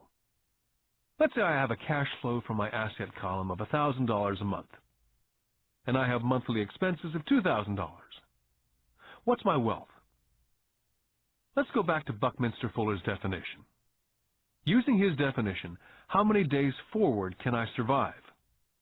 And let's assume a 30-day month. By that definition, I have enough cash flow for half a month. When I have achieved $2,000 a month cash flow from my assets, then I will be wealthy. I now have income generated from assets each month that fully covers my monthly expenses. If I want to increase my expenses, I first must increase my cash flow from assets to maintain this level of wealth. Take notice that it's at this point that I am no longer dependent on my wages. I have focused on and been successful in building an asset column that's made me financially independent. If I quit my job today, I would be able to cover my monthly expenses with the cash flow from my assets. My next goal would be to have the excess cash flow from my assets reinvested into the asset column. The more money that goes into my asset column, the more my asset column grows. The more my assets grow, the more my cash flow grows. And as long as I keep my expenses less than the cash flow from these assets, I will grow richer, with more and more income from sources other than my physical labor. As this reinvestment continues, I am well on my way to being rich. The actual definition of rich is in the eye of the beholder. You can never be too rich. Just remember this simple observation. The rich buy assets, the poor only have expenses. The middle class buys liabilities they think are assets. So how do I start minding my own business? What's the answer? Listen to the founder of McDonald's. Lesson 3. Mind your own business. In 1974, Ray Kroc, the founder of McDonald's, was asked to speak at the MBA class at the University of Texas at Austin. A dear friend of mine, Keith Cunningham, was a student in that MBA class. After a powerful and inspiring talk, the class adjourned, and the students asked Ray if he would join them at their favorite hangout to have a few beers. Ray graciously accepted. "What business am I in?" Ray asked, once the group had all their beers in hand. Everyone laughed, said Keith. Most of the MBA students thought Ray was just fooling around. No one answered, so Ray asked the question again. "What business do you think I'm in?" The students laughed again. And finally, one brave soul yelled out, "Ray, who in the world does not know that you're in the hamburger business?" Ray chuckled. "That's what I thought you'd say." He paused, and then quickly said, "Ladies and gentlemen, I'm not in the hamburger business. My business is real estate." McDonald's today is the largest single owner of real estate in the world, owning even more than the Catholic Church. Today, McDonald's owns some of the most valuable intersections and street corners in America, as well as in other parts of the world. Keith said it was one of the most important lessons in his life.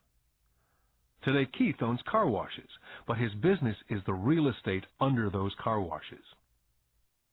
The previous chapter ended with a statement illustrating that most people work for everyone but themselves. They work first for the owners of the company, then for the government through taxes, and finally for the bank that owns their mortgage. As a young boy, we did not have a McDonald's nearby. Yet my rich dad was responsible for teaching Mike and me the same lesson that Ray Kroc talked about at the University of Texas. It is secret number 3 of the rich. The secret is, mind your own business. Financial struggle is often directly the result of people working all their life for someone else. Many people will have nothing at the end of their working days. Our current educational system focuses on preparing today's youth to get good jobs by developing scholastic skills. Their lives will revolve around their wages, or, as described earlier, their income column. And after developing scholastic skills, they go on to higher levels of schooling to enhance their professional abilities. They study to become engineers, scientists, cooks, police officers, artists, writers, and so on. These professional skills allow them to enter the workforce and work for money. There's a big difference between your profession and your business. Often I ask people, "What's your business?" And they will say, "Oh, I'm a banker." Then I ask them if they own the bank. And they usually respond, "No, I work there." In that instance, they've confused their profession with their business. Their profession may be a banker, but they still need their own business. Ray Kroc was clear on the difference between his profession and his business. His profession was always the same. He was a salesman. At one time, he sold mixers for milkshakes, and soon thereafter, he was selling hamburger franchises. But while his profession was selling hamburger franchises, his business was the accumulation of income-producing real estate. To become financially secure, a person needs to mind their own business. Your business revolves around your asset column, as opposed to your income column. As stated earlier, the number one rule is to know the difference between an asset and a liability, and to buy assets. The rich focus on their asset columns, while everyone else focuses on their income statements. That's why we hear so often, "I need a raise. If only I had a promotion. I'm going back to school to get more training so I can get a better job. I'm going to work overtime. Maybe I can get a second job. I'm quitting in 2 weeks. I found a job that pays more." In some circles, these are sensible ideas. Yet if you listen to Ray Kroc, you're still not minding your own business. These ideas all still focus on the income column, and will only help a person become more financially secure if the additional money is used to purchase income-generating assets. The primary reason the majority of the poor and middle class are fiscally conservative, which means I can't afford to take risks, is that they have no financial foundation. They have to cling to their jobs. They have to play it safe. When downsizing became the in thing to do, millions of workers found out that their largest so-called asset, their home, was eating them alive. Their asset, called a house, still cost them money every month. Their car, another asset, was eating them alive. The golf clubs in the garage that cost $1,000 were not worth $1,000 anymore. Without job security, they had nothing to fall back on. What they thought were assets could not help them survive in a time of financial crisis. So many people have put themselves in deep financial trouble when they run short of income. To raise cash, they sell their assets. First, their personal assets can generally be sold for only a fraction of the value that's listed in their personal balance sheet. Or if there's a gain on the sale of the assets, they're taxed on the gain. So again, the government takes its share of the gain, thus reducing the amount available to help them out of debt. That's why I say someone's net worth is often worth less than they think. Start minding your own business. Keep your daytime job, but start buying real assets, not liabilities or personal effects that have no real value once you get them home. A new car loses nearly 25% of the price you pay for it the moment you drive it off the lot. It's not a true asset, even if your banker lets you list it as one. My $400 new titanium driver was worth $150 the moment I teed off. For adults, keep your expenses low, reduce your liabilities, and diligently build a base of solid assets. For young people who've not yet left home, it's important for parents to teach them the difference between an asset and a liability. Get them to start building a solid asset column before they leave home, get married, buy a house, have kids, and get stuck in a risky financial position, clinging to a job and buying everything on credit. I see so many young couples who get married and trap themselves into a lifestyle that will not let them get out of debt for most of their working years. For most people, just as the last child leaves home, the parents realize they've not adequately prepared for retirement, and they begin to scramble to put some money away. Then their own parents become ill, and they find themselves with new responsibilities. So, what kind of assets am I suggesting that you or your children acquire? In my world, real assets fall into several different categories. First, businesses that do not require my presence. I own them, but they're managed or run by other people. If I have to work there, it's not a business. It becomes my job. Then come categories such as stocks, bonds, mutual funds, income-generating real estate, notes or IOUs, royalties from intellectual property such as music, scripts, patents, and finally anything else that has value, produces income, or appreciates and has a ready market. As a young boy, my educated dad encouraged me to find a safe job. My rich dad, on the other hand, encouraged me to begin acquiring assets that I loved. If you don't love it, you won't take care of it. I collect real estate simply because I love buildings and land. I love shopping for them. I could look at them all day long. When problems arise, the problems are not so bad that it changes my love for real estate. For people who hate real estate, they shouldn't buy it. I love stocks of small companies, especially startups. The reason is that I am an entrepreneur, not a corporate person. In my early years, I worked in large organizations such as Standard Oil of California, the U.S. Marine Corps, and Xerox Corporation. I enjoyed my time with those organizations and have fond memories, but I know deep down I'm not a company man. I like starting companies, not running them. So my stock buys are usually of small companies, and sometimes I even start the company and take it public. Fortunes are made in new stock issues, and I love the game. Many people are afraid of small cap companies and call them risky, and they are. But risk is always diminished if you love what the investment is, understand it, and know the game. For years, even while I was with the Marine Corps and Xerox, I did what my rich dad recommended. I kept my daytime job, but I still minded my own business. I was active in my asset column. I traded real estate and small stocks. Rich Dad always stressed the importance of financial literacy. The better I was at understanding the accounting and cash management, the better I would be at analyzing investments and eventually starting and building my own company. I would not encourage anyone to start a company unless they really want to. Knowing what I know about running a company, I would not wish that task on anyone. There are times when people cannot find employment where starting a company is a solution for them. The odds are against success. 9 out of 10 companies fail in 5 years. Of those that survive the first 5 years, 9 out of every 10 of those eventually fail as well. So only if you really have the desire to own your own company do I recommend it. Otherwise, keep your daytime job and mind your own business. When I say mind your own business, I mean to build and keep your asset column strong.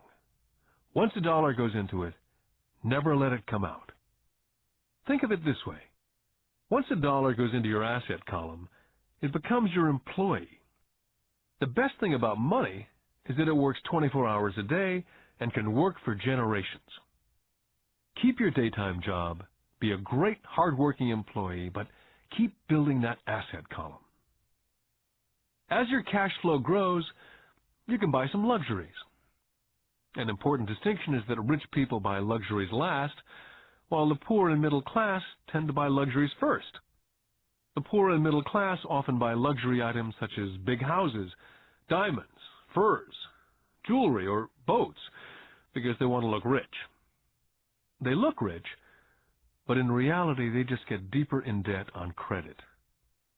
The old money people, the long-term rich, built their asset column first. Then the income generated from the asset column bought their luxuries. The poor and middle class buy luxuries with their own sweat, blood, and children's inheritance. A true luxury is a reward for investing in and developing a real asset. For example, when my wife and I had extra money coming from our apartment houses, she went out and bought her Mercedes. It didn't take any extra work or risk on her part because the apartment house bought the car. She did, however, have to wait for it for 4 years while the real estate investment portfolio grew and finally began throwing off enough extra cash flow to pay for the car. But the luxury, the Mercedes, was a true reward because she had proved she knew how to grow her asset column. That car now means a lot more to her than simply another pretty car. It means she used her financial intelligence to afford it. What most people do is they impulsively go out and buy a new car or some other luxury on credit. They may feel bored and just want a new toy. Buying a luxury on credit often causes a person to sooner or later actually resent that luxury because the debt on the luxury becomes a financial burden. After you've taken the time and invested in and built your own business, you're now ready to add the magic touch, the biggest secret of the rich. The secret that puts the rich way ahead of the pack. The reward at the end of the road for diligently taking the time to mind your own business. Lesson 4. The history of taxes and the power of corporations. I remember in school being told the story of Robin Hood and his merry men. My school teacher thought it was a wonderful story of a romantic hero, a Kevin Costner type, who robbed from the rich and gave to the poor. My rich dad did not see Robin Hood as a hero. He called Robin Hood a crook. Robin Hood may be long gone, but his followers live on. How often I still hear people say, "Why don't the rich pay for it?" Or, "The rich should pay more in taxes and give it to the poor." It's this idea of Robin Hood, or taking from the rich to give to the poor, that has caused the most pain for the poor and the middle class. The reason the middle class is so heavily taxed is because of the Robin Hood ideal. The real reality is that the rich are not taxed. It's the middle class who pays for the poor, especially the educated upper-income middle class. Again, to understand fully how things happen, we need to look at the historical perspective. We need to look at the history of taxes. Although my highly educated dad was an expert on the history of education, my rich dad fashioned himself as an expert on the history of taxes. Rich Dad explained to Mike and me that in England and America originally, there were no taxes. Occasionally, there were temporary taxes levied in order to pay for wars. The king or the president would put the word out and ask everyone to chip in. Taxes were levied in Britain for the fight against Napoleon from 1799 to 1816. And in America, taxes were levied to pay for the Civil War from 1861 to 1865. In 1874, England made income tax a permanent levy on its citizens. In 1913, an income tax became permanent in the United States with the adoption of the 16th Amendment to the Constitution. What these historical dates fail to reveal is that both of these taxes were initially levied against only the rich. It was this point that Rich Dad wanted Mike and me to understand. He explained that the idea of taxes was made popular and accepted by the majority by telling the poor and the middle class that taxes were created only to punish the rich. This is how the masses voted for the law, and it became constitutionally legal. Although it was intended to punish the rich, in reality it wound up punishing the very people who voted for it, the poor and the middle class. Once government got a taste of money, The appetite grew, said Rich Dad. Your dad and I are exactly opposite. He's a government bureaucrat, and I'm a capitalist. We get paid, and our success is measured on opposite behaviors. He gets paid to spend money and hire people. The more he spends and the more people he hires, the larger his organization becomes. In the government, the larger his organization, the more he's respected. On the other hand, within my organization, the fewer people I hire and the less money I spend, the more I'm respected by my investors. That's why I don't like government people. They have different objectives from most business people. As the government grows, more and more tax dollars will be needed to support it. As I said, the passage of taxes was only possible because the masses believed in the Robin Hood theory of economics, which was to take from the rich and give to everyone else. The problem was that the government's appetite for money was so great that taxes soon needed to be levied on the middle class, and from there it kept trickling down. The rich, on the other hand, saw an opportunity. They do not play by the same set of rules. As I've stated, the rich already knew about corporations, which became popular in the days of sailing ships. The rich created the corporation as a vehicle to limit their risk to the assets of each voyage. The rich put their money into a corporation to finance the voyage. The corporation would then hire a crew to sail to the New World to look for treasures. If the ship was lost, the crew lost their lives, but the loss to the rich would be limited only to the money they invested for that particular voyage. It's the knowledge of the power of the legal structure of the corporation that really gives the rich a vast advantage over the poor and the middle class. Having two fathers teaching me, one a socialist and the other a capitalist, I quickly began to realize that the philosophy of the capitalist made more financial sense to me. It seemed to me that the socialists ultimately penalized themselves due to their lack of financial education. No matter what the take-from-the-rich crowd came up with, the rich always found a way to outsmart them. That is how taxes were eventually levied on the middle class.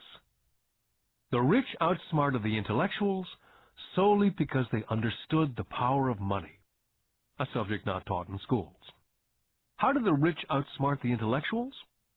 Once the take-from-the-rich tax was passed, cash started flowing into government coffers. Initially, people were happy. Money was handed out to government workers and the rich. It went to government workers in the form of jobs and pensions. It went to the rich via their factories receiving government contracts. The government became a large pool of money, but the problem was the fiscal management of that money. There really is no recirculation. In other words, the government policy, if you were a government bureaucrat, was to avoid having excess money. If you failed to spend your allotted funding, you risked losing it in the next budget. You'd certainly not be recognized for being efficient. Business people, on the other hand, are rewarded for having excess money and are recognized for their efficiency. As this cycle of growing government spending continued, the demand for money increased, and the tax the rich idea was now being adjusted to include lower income levels, down to the very people who voted it in, the poor and the middle class. True capitalists used their financial knowledge to simply find a way to escape.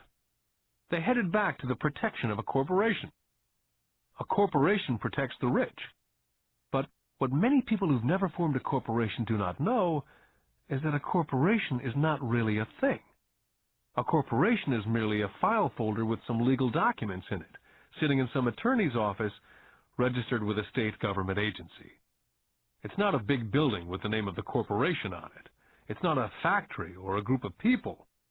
A corporation is merely a legal document that creates a legal body without a soul. The wealth of the rich was once again protected. Once again, the use of corporations became popular once the permanent income laws were passed, because the income tax rate of the corporation was less than the individual income tax rates. In addition, as I said earlier, certain expenses could be paid with pre-tax dollars within the corporation. This war between the haves and the have-nots has been going on for hundreds of years. It's the take from the rich crowd versus the rich. The battle is waged whenever and wherever laws are made. The battle will go on forever. The problem is, the people who lose are the uninformed, the ones who get up every day and diligently go to work and pay taxes. If they only understood the way the rich play the game, they could play it too. Then they would be on their way to their own financial independence. This is why I cringe every time I hear a parent advise their children to go to school so they can find a safe, secure job. An employee with a safe, secure job without financial aptitude has no escape. Average Americans today work 5 to 6 months for the government before they make enough to cover their taxes. In my opinion, that is a long time. The harder you work, the more you pay the government. That's why I believe that the idea of take from the rich backfired on the very people who voted it in. Every time people try to punish the rich don't simply comply, they react. They have the money, power, and intent to change things. They do not just sit there and voluntarily pay more taxes. They search for ways to minimize their tax burden. They hire smart attorneys and accountants and persuade politicians to change laws or create legal loopholes. They have the resources to effect change. The poor and the middle class do not have the same resources. They sit there and let the government's needles enter their arm and allow the blood donation to begin. Today, I'm constantly shocked at the number of people who pay more taxes or take fewer deductions simply because they are afraid of the government. And I do know how frightening and intimidating a government tax agent can be. I have had friends who have had their businesses shut down and destroyed only to find out it was a mistake on the part of the government. I realize all that. But the price of working from January to mid-May is a high price to pay for that intimidation. My poor dad never fought back. My rich dad didn't either. He just played the game smarter, and he did it through corporations, the biggest secret of the rich. My highly educated dad always encouraged me to seek a good job with a strong corporation. He spoke of the virtues of working your way up the corporate ladder. He didn't understand that by relying solely on a paycheck from a corporate employer, I would be a docile cow ready for milking. When I told my rich dad of my father's advice, he only chuckled. "Why not own the ladder?" was all he said. As a young boy, I didn't understand what Rich Dad meant by owning my own corporation. It was an idea that seemed impossible and intimidating. Although I was excited by the idea, my youth would not let me envision the possibility that grown-ups would someday work for a company I would own. The point is, if not for my rich dad, I would have probably followed my educated dad's advice. It was merely the occasional reminder of my rich dad that kept the idea of owning my own corporation alive and kept me on a different path. By the time I was 15 or 16, I knew I was not going to continue down the path my educated dad was recommending. I did not know how I was going to do it, but I was determined not to head in the direction most of my classmates were heading. That decision changed my life. It was not until I was in my mid-20s that my rich dad's advice began to make more sense. I was just out of the Marine Corps and working for Xerox. I was making a lot of money, but every time I looked at my paycheck, I was always disappointed. The deductions were so large, and the more I worked, the greater the deductions. As I became more successful, my bosses talked about promotions and raises. It was flattering, but I could hear my rich dad asking me in my ear, "Who are you working for?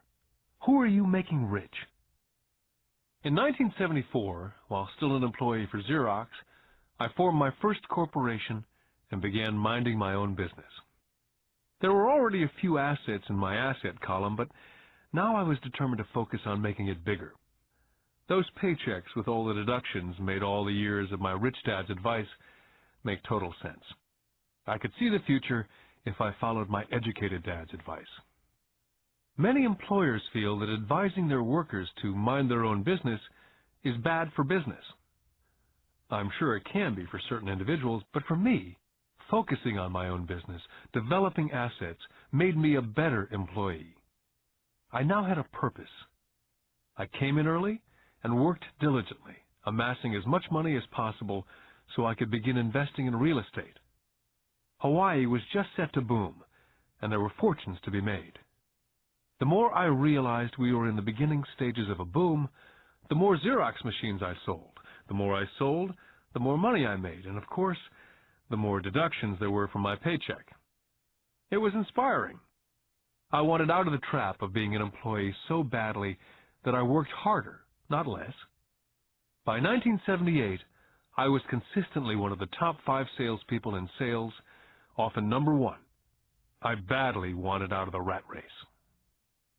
In less than 3 years, I was making more in my own little corporation, which was a real estate holding company, than I was making at Xerox. And the money I was making in my asset column in my own corporation was money working for me, not me pounding on doors selling copiers. My rich dad's advice made much more sense. Soon the cash flow from my properties was so strong that my company bought me my first Porsche. My fellow Xerox salespeople thought I was spending my commissions. I wasn't. I was investing my commissions in assets. My money was working hard to make more money. Each dollar in my asset column was a great employee, working hard to make more employees and buy the boss a new Porsche with before-tax dollars. I began to work harder for Xerox. The plan was working, and my Porsche was the proof. By using the lessons I learned from my rich dad, I was able to get out of the proverbial rat race of being an employee at an early age. It was made possible because of the strong financial knowledge I'd acquired through these lessons. Without this financial knowledge, which I call my financial IQ, my road to financial independence would have been much more difficult. I now teach others through financial seminars in the hope that I may share my knowledge with them. Whenever I do my talks, I remind people that financial IQ is made up of knowledge from 4 broad areas of expertise. The first area is accounting, what I call financial literacy, a vital skill if you want to build an empire. The more money you're responsible for, the more accuracy is required, or the house comes tumbling down. This is the left brain side, or the details. Financial literacy is the ability to read and understand financial statements. This ability allows you to identify the strengths and weaknesses of any business. The second is investing, what I call the science of making money. This involves strategies and formulas. This is the right brain side, or the creative side. Next, you must obtain expertise in understanding markets, the science of supply and demand. There's a need to know the technical aspects of the market, which is emotion-driven. The Tickle Me Elmo doll during Christmas 1996 is a case of technical or emotion-driven market. The other market factor is the fundamental or the economic sense of an investment. Does an investment make sense, or does it not make sense based on the current market conditions? Finally, you must understand the law. For instance, utilizing a corporation wrapped around the technical skills of accounting, investing, and markets can aid explosive growth. An individual with the knowledge of the tax advantages and protection provided by a corporation can get rich so much faster than someone who's an employee or a small business sole proprietor. It's like the difference between someone walking and someone flying. The difference is profound when it comes to long-term wealth. A corporation can do so many things that an individual cannot, like pay for expenses before it pays taxes. That is a whole area of expertise that is so exciting, but not necessary to get into unless you have sizable assets or a business. Employees earn and get taxed, and they try to live on what's left. A corporation earns, spends everything it can, and is taxed on anything that's left. It's one of the biggest legal tax loopholes that the rich use. They're easy to set up and are not expensive if you own investments that are producing good cash flow. For example, by owning your own corporation, car payments, insurance, Repairs are company expenses. Most restaurant meals are partial expenses, and on and on. All are paid for legally with pre-tax dollars. Lesson 5. The rich invent money. I've been teaching professionally since 1984. It's been a great experience and rewarding. It's also a disturbing profession, for I've taught thousands of individuals, and I see one thing in common in all of us, myself included. We all have tremendous potential, and we are all blessed with gifts. Yet the one thing that holds all of us back is some degree of self-doubt. It's not so much the lack of technical information that holds us back, but more the lack of self-confidence. Some are more affected than others. Once we leave school, most of us know that it's not as much a matter of college degrees or good grades that count. In the real world, outside of academics, something more than just grades is required. I've heard it called guts, chutzpah, balls, audacity, bravado, cunning, daring, tenacity, and brilliance. This factor, whatever it's labeled, ultimately decides one's future much more than school grades. Inside each of us is one of these brave, brilliant, and daring characters. There's also the flip side of that character. People who could get down on their knees and beg if necessary. After a year in Vietnam as a Marine Corps pilot, I intimately got to know both of those characters inside of me.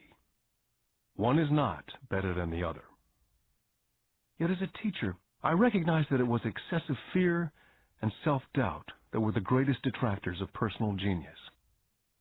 It broke my heart to see students know the answers, yet lack the courage to act on the answer. Often in the real world, it's not the smart that get ahead, but the bold. In my personal experience, your financial genius requires both technical knowledge as well as courage. If fear is too strong, the genius is suppressed. In my classes, I strongly urge students to learn to take risks, to be bold, to let their genius convert that fear into power and brilliance. It works for some and just terrifies others. I've come to realize that for most people, when it comes to the subject of money, they would rather play it safe. I've had to field questions such as, why take risks? Why should I bother developing my financial IQ? Why should I become financially literate? And I answer, just to have more options. There are huge changes up ahead. There will be 100 people like Bill Gates and hugely successful companies like Microsoft created every year, all over the world. And there also will be many more bankruptcies, layoffs, and downsizing. So why bother developing your financial IQ? Because if you do, you will prosper greatly. And if you don't, this period of time will be a frightening one. Land was wealth 300 years ago. So the person who owned the land owned the wealth. Then it was factories and production. And America rose to dominance. The industrialist owned the wealth. Today, it's information. And the person who has the most timely information owns the wealth. The problem is, information flies all around the world at the speed of light. The new wealth cannot be contained by boundaries and borders as lands and factories were. The changes will be faster and more dramatic. There will be a dramatic increase in the number of new multimillionaires. There also will be those who are left behind. Today I find so many people struggling, often working harder, simply because they cling to old ideas. They want things to be the way they were. They resist change. I know people who are losing their jobs or their houses, and they blame technology or the economy or their boss. Sadly, they fail to realize that they might be the problem. Old ideas are their biggest liability. It's a liability simply because they fail to realize that while that idea or way of doing something was an asset yesterday, yesterday is gone. One afternoon I was teaching investing, using a game I'd invented, cash flow, as a teaching tool. A friend had brought someone along to attend the class. This friend of a friend was recently divorced, had been badly burned in the divorce settlement and was now searching for some answers. Her friend thought the class might help. The game was designed to help people learn how money works. In playing the game, they learn about the interaction of the income statement with the balance sheet. They learn how cash flows between the two, and how the road to wealth is through striving to increase your monthly cash flow from the asset column to the point that it exceeds your monthly expenses. Once you accomplish this, you're able to get out of the rat race and onto the fast track. As I've said, some people hate the game, some love it, and others miss the point. This woman missed a valuable opportunity to learn something. In the opening round, she drew a doodad card with the boat on it. At first she was happy. "Oh, I've got the boat." Then, as her friend tried to explain how the numbers worked on her income statement and balance sheet, she got frustrated because she had never liked math. The rest of her table waited while her friend continued explaining the relationship between the income statement, balance sheet, and monthly cash flow. Suddenly, when she realized how the numbers worked, it dawned on her that her boat was eating her alive. Later on in the game, she was also downsized and had a child. It was a horrible game for her. After the class, her friend came by and told me that she was upset. She'd come to the class to learn about investing and did not like the idea that it took so long to play a silly game. Her friend attempted to tell her to look within herself, to see if it reflected on herself in any way. With that suggestion, the woman demanded her money back. She said that the very idea that a game could be a reflection of her was ridiculous. Her money was promptly refunded, and she left. Since 1984, I have made millions simply by doing what the school system does not. In school, most teachers lecture. I hated lectures as a student. I was soon bored, and my mind would drift. In 1984, I began teaching via games and simulations. I always encouraged adult students to look at games as reflecting back to what they know and what they needed to learn. Most importantly, a game reflects back on one's behavior. It's an instant feedback system. Instead of the teacher lecturing you, the game is feeding back a personalized lecture, custom-made just for you. The friend of the woman who left later called to give me an update. She said her friend was fine and had calmed down. In her cooling-off period, she could see some relationships between the game and her life. Just like a board game, the world is always providing us with instant feedback. We could learn a lot if we tuned in more. One day, not long ago, I complained to my wife that the cleaners must have shrunk my pants. My wife gently smiled and poked me in the stomach to inform me that the pants had not shrunk. Something else had expanded. Me. The game Cash Flow was designed to give every player personal feedback. The purpose is to give you options. If you draw the boat card and it puts you into debt, the question is, now what can you do? How many different financial options can you come up with? That's the purpose of the game. To teach players to think and create new and various financial options. I've watched this game played by more than 1,000 people. The people who get out of the rat race in the game the quickest are the people who understand numbers and have creative financial minds. They recognize different financial options. People who take the longest are people who aren't familiar with numbers and often do not understand the power of investing. Rich people are often creative and take calculated risks.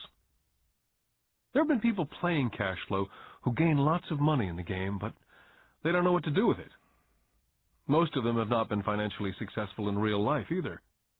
Everyone else seems to be getting ahead of them, even though they have money. And that's true in real life. There are a lot of people who have a lot of money and do not get ahead financially. Limiting your options is the same as hanging on to old ideas. I have a friend from high school who now works at 3 jobs. 20 years ago, he was the richest of all my classmates. When the local sugar plantation closed, the company he worked for went down with the plantation. In his mind, he had the one option, and that was the old option, work hard. The problem was, he couldn't find an equivalent job that recognized his seniority in the old company. As a result, he's overqualified for the jobs he currently has, so his salary is lower. He now works 3 jobs to earn enough to survive. I've watched people playing cash flow complaining that the right opportunity cards are not coming their way, so they sit there. I know people who do that in real life. They wait for the right opportunity. I've watched people get the right opportunity card and then not have enough money. Then they complain they would have gotten out of the rat race if they'd had more money. So they sit there. I know people in real life who do that also. They see all the great deals, but they have no money.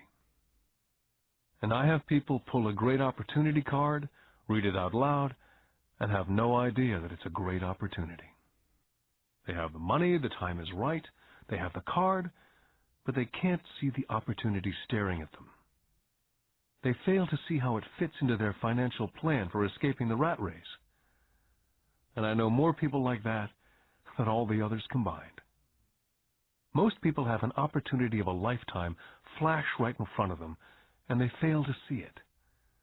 A year later, they find out about it after everyone else got rich. Financial intelligence is simply having more options. If the opportunities aren't coming your way, what else can you do to improve your financial position? If an opportunity lands in your lap and you have no money and the bank won't talk to you, what else can you do to get the opportunity to work in your favor?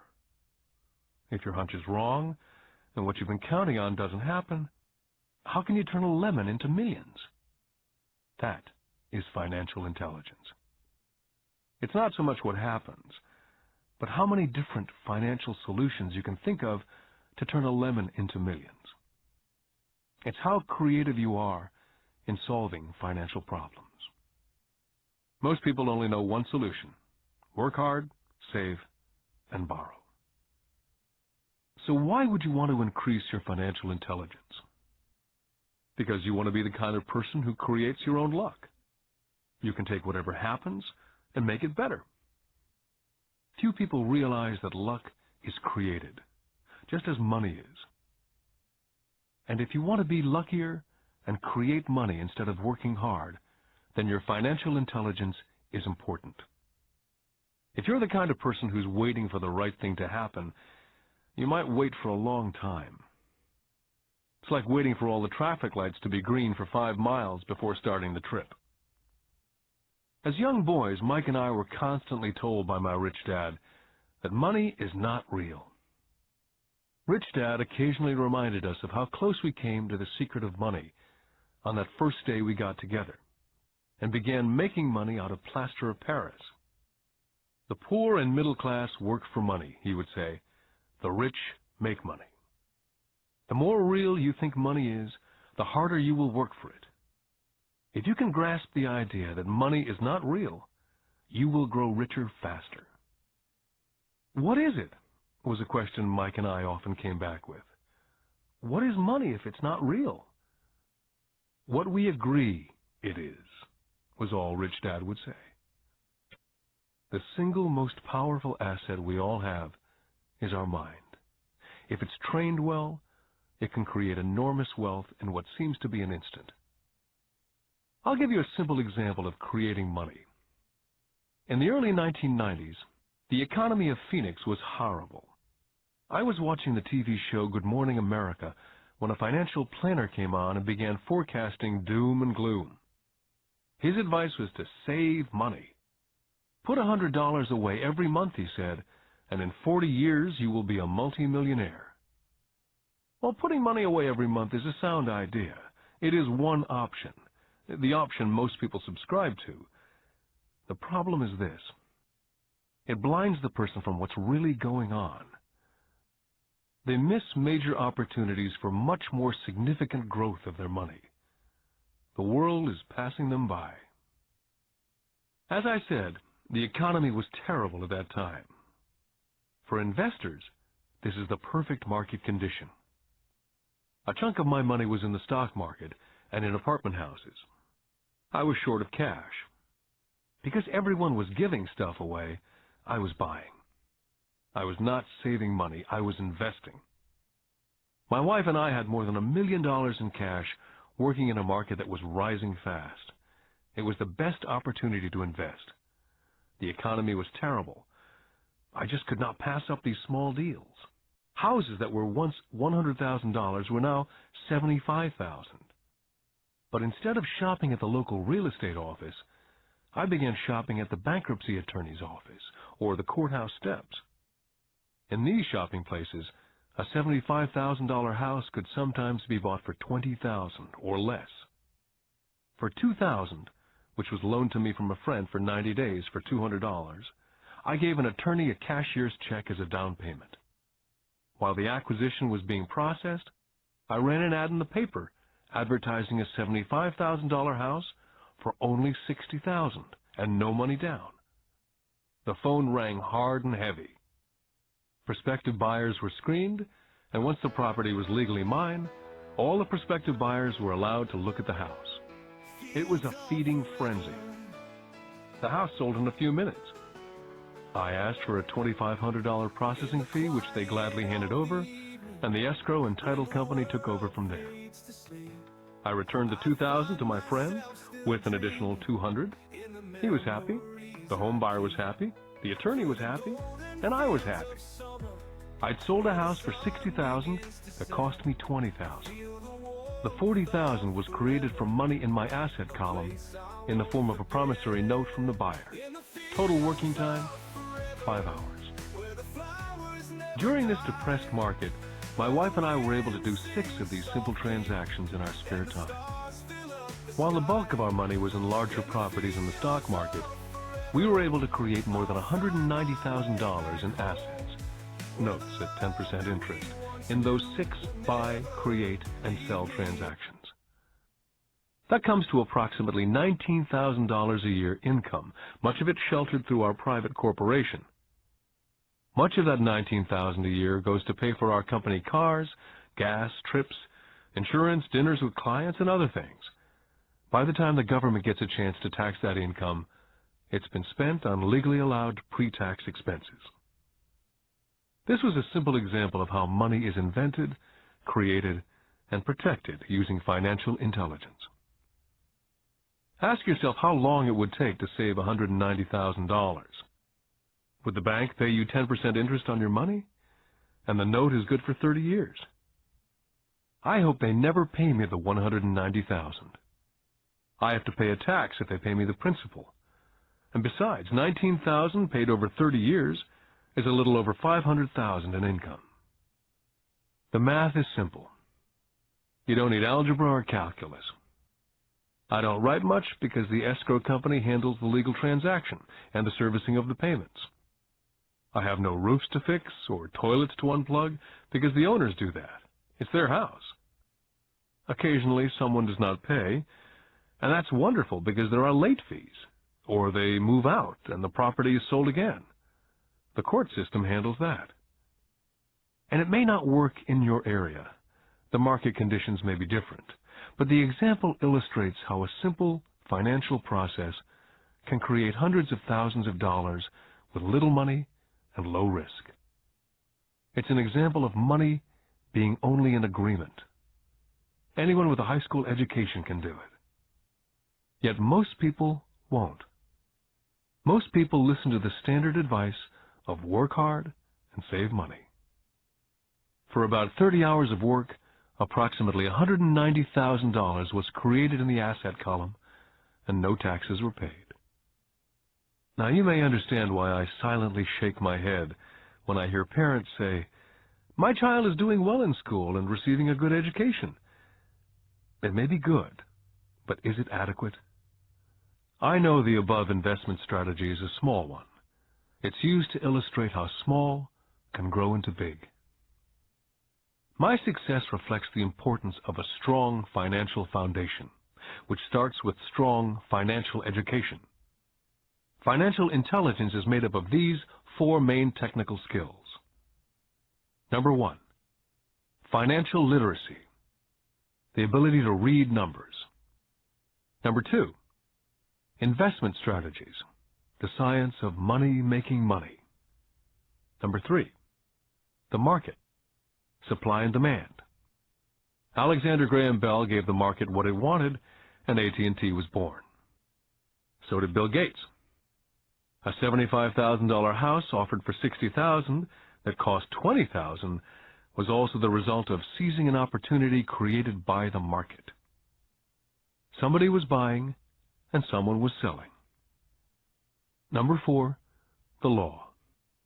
The awareness of accounting, corporate, state, and national rules and regulations. I recommend playing within the rules. It's this basic foundation, or the combination of these skills, that's needed to be successful in the pursuit of wealth.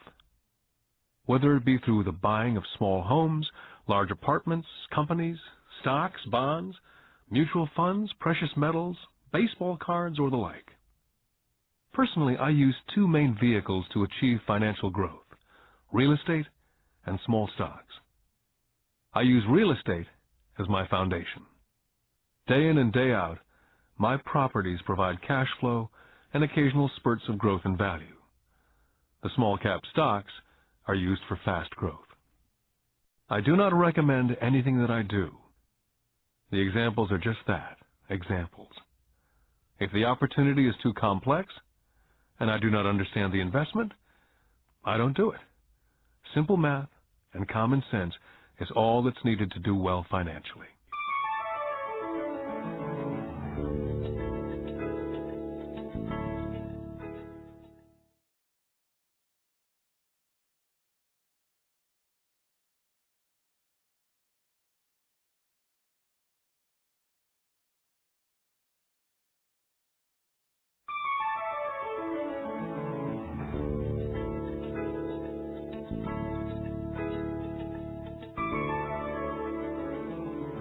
Lesson 6.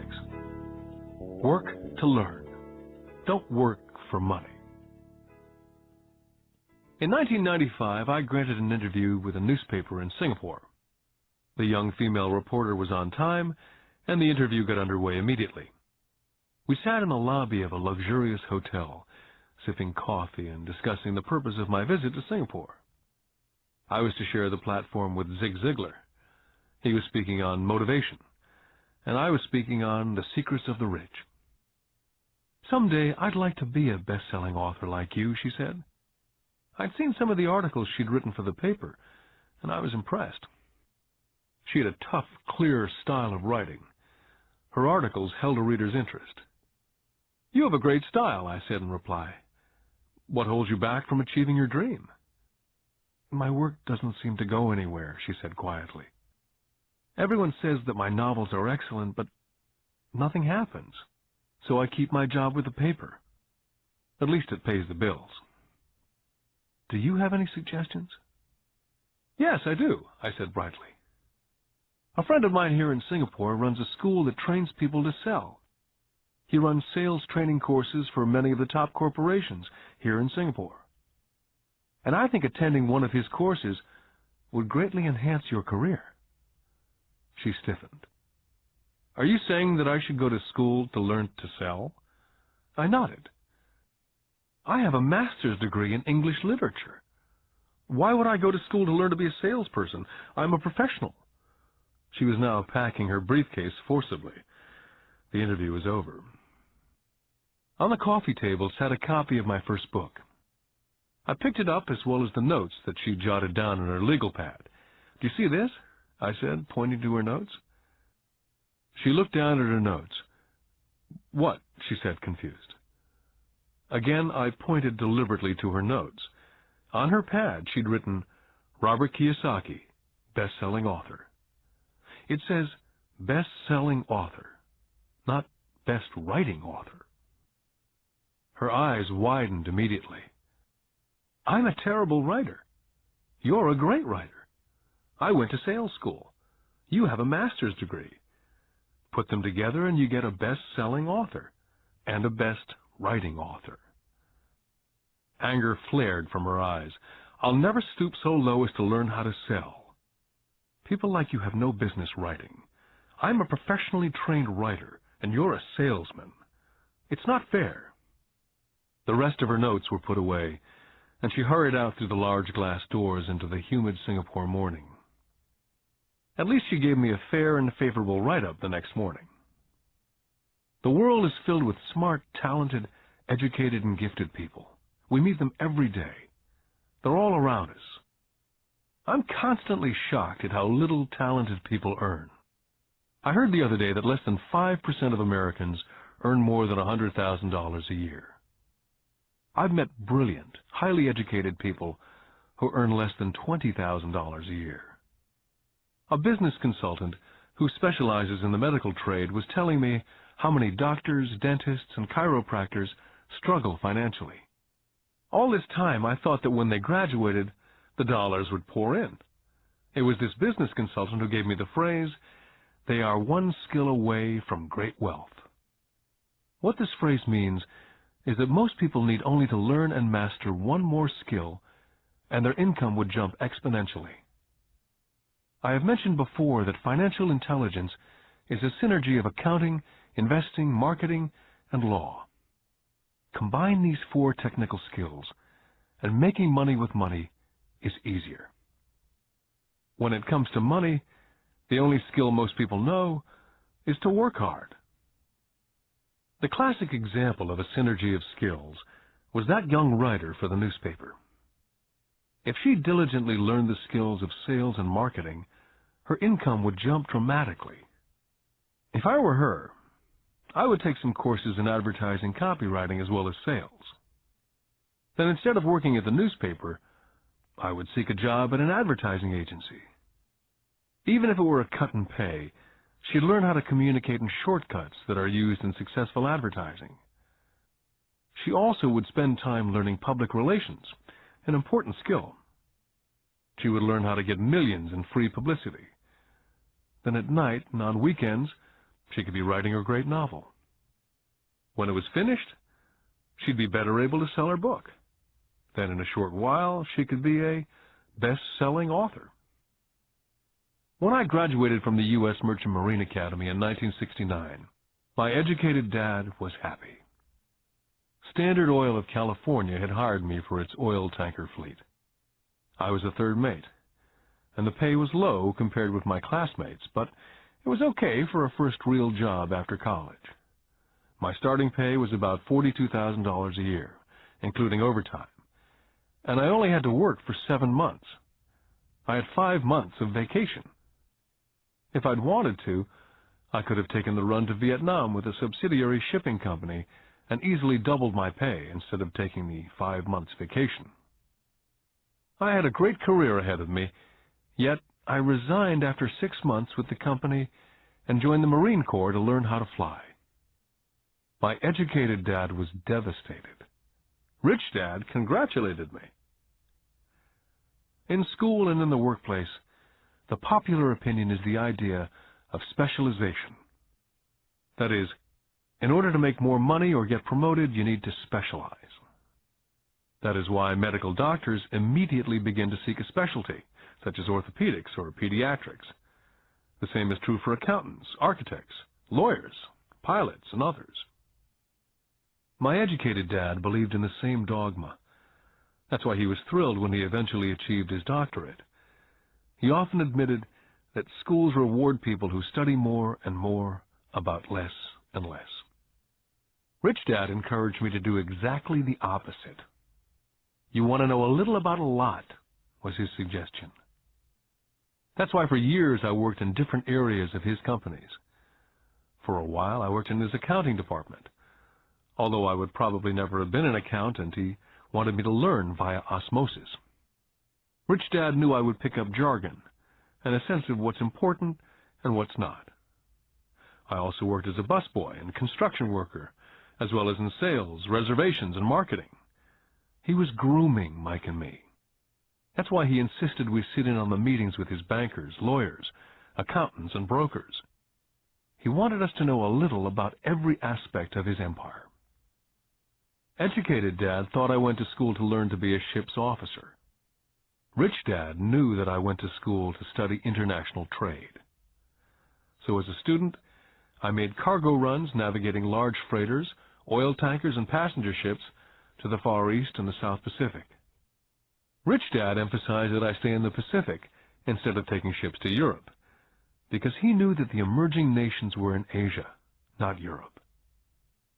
While most of my classmates, including Mike, were partying at their fraternity houses, I was studying trade, people, business styles and cultures in Japan, Taiwan, Thailand, Singapore, Hong Kong, Vietnam, Korea, Tahiti, Samoa, and the Philippines. I also was partying, but it was not in any frat house. I grew up rapidly. Educated Dad could not understand why I decided to quit and join the Marine Corps. I told him I wanted to learn to fly, but really I wanted to learn to lead troops. Rich Dad explained to me that the hardest part of running a company is managing people. He'd spent 3 years in the Army. My educated dad was draft exempt. Rich Dad told me of the value of learning to lead men into dangerous situations. Leadership is what you need to learn next, he said. If you're not a good leader, you'll get shot in the back, just like they do in business. Returning from Vietnam in 1973, I resigned my commission, even though I loved flying. I found a job with Xerox Corporation. I joined it for one reason, and it was not for the benefits. I was a shy person, and the thought of selling was the most frightening subject in the world. Xerox was one of the best sales training programs in America. Rich Dad was proud of me. My educated dad was ashamed. Being an intellectual, he thought that salespeople were below him. I worked with Xerox for 4 years, until I overcame my fear of knocking on doors and being rejected. Once I could consistently be in the top 5 in sales, I again resigned and moved on, leaving behind another great career with an excellent company. In 1977, I formed my first company. Rich Dad had groomed Mike and me to take over companies, so I now had to learn to form them and put them together. My first product, the nylon and Velcro wallet, was manufactured in the Far East and shipped to a warehouse in New York, near where I had gone to school. My formal education was complete, and it was time to test my wings. If I failed, I went broke. Rich Dad thought it best to go broke before 30. You still have time to recover, was his advice. On the eve of my 30th birthday, my first shipment left Korea for New York. Today, I still do business internationally, and as my rich dad encouraged me to do, I keep seeking the emerging nations. Today, my investment company invests in South America, Asia, Norway, and Russia. There's an old cliche that goes, JOB is an acronym for just over broke. And unfortunately, I would say that the saying applies to millions of people. Because school does not think financial intelligence is an intelligence, most workers live within their means. They work and they pay bills. There's another horrible management theory that goes, workers work hard enough to not be fired, and owners pay just enough so that workers won't quit. And if you look at the pay scales of most companies, again I would say there is a degree of truth in that statement. The net result is that most workers never get ahead. They do what they've been taught to do. Get a secure job. Most workers focus on working for pay and benefits that reward them in the short term, but is often disastrous in the long run. Instead, I recommend to young people to seek work for what they will learn more than what they will earn. Look down the road at what skills they want to acquire before choosing a specific profession, and before getting trapped in a rat race. When I speak to adults who want to earn more money, I always recommend the same thing. I suggest taking a long view of their life. Instead of simply working for the money and security, which I admit are important, I suggest they take a second job that will teach them a second skill. Often I recommend joining a network marketing company, also called multi-level marketing, if they want to learn sales skills. Some of these companies have excellent training programs that help people get over their fear of failure and rejection, which are the main reasons people are unsuccessful. Education is more valuable than money in the long run. When I ask the classes I teach, how many of you can cook a better hamburger than McDonald's? Almost all of the students raise their hands. I then ask, so if most of you can cook a better hamburger, how come McDonald's makes more money than you? The answer is obvious. McDonald's is excellent at business systems. The reason so many talented people are poor is because they focus on building a better hamburger and know little to nothing about business systems. A friend of mine in Hawaii is a great artist. He makes a sizable amount of money. One day his mother's attorney called to tell him that she had left him $35,000. That is what was left of her estate after the attorney and the government took their shares.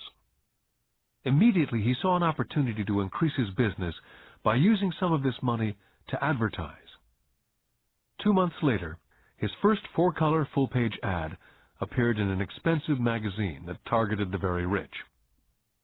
The ad ran for 3 months. He received no replies from the ad, and all of his inheritance is now gone. He now wants to sue the magazine for misrepresentation. This is a common case of someone who can build a beautiful hamburger but knows little about business.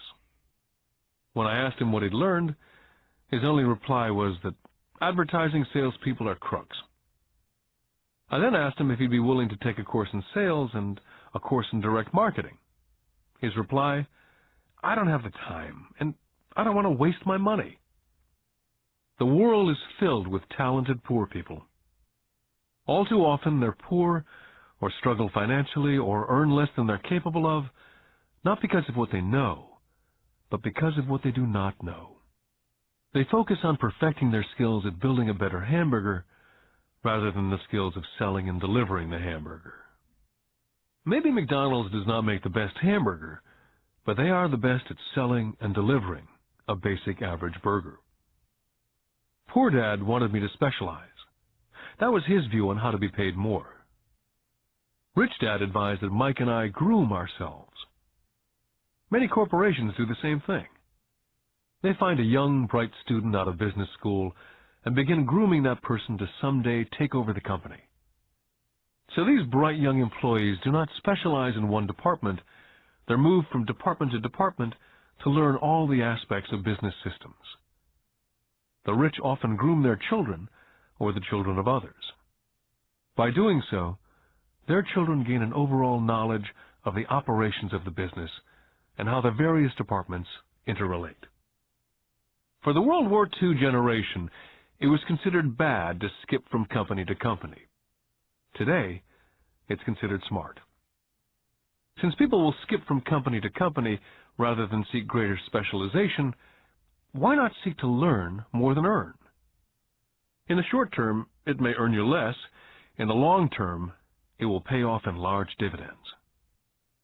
The main management skills needed for success are the management of cash flow, the management of systems, including yourself and time with family, and the management of people. The most important specialized skills are sales and understanding marketing. It's the ability to sell, therefore to communicate to another human being, be it a customer, employee, boss, spouse, or child, that is the base skill of personal success.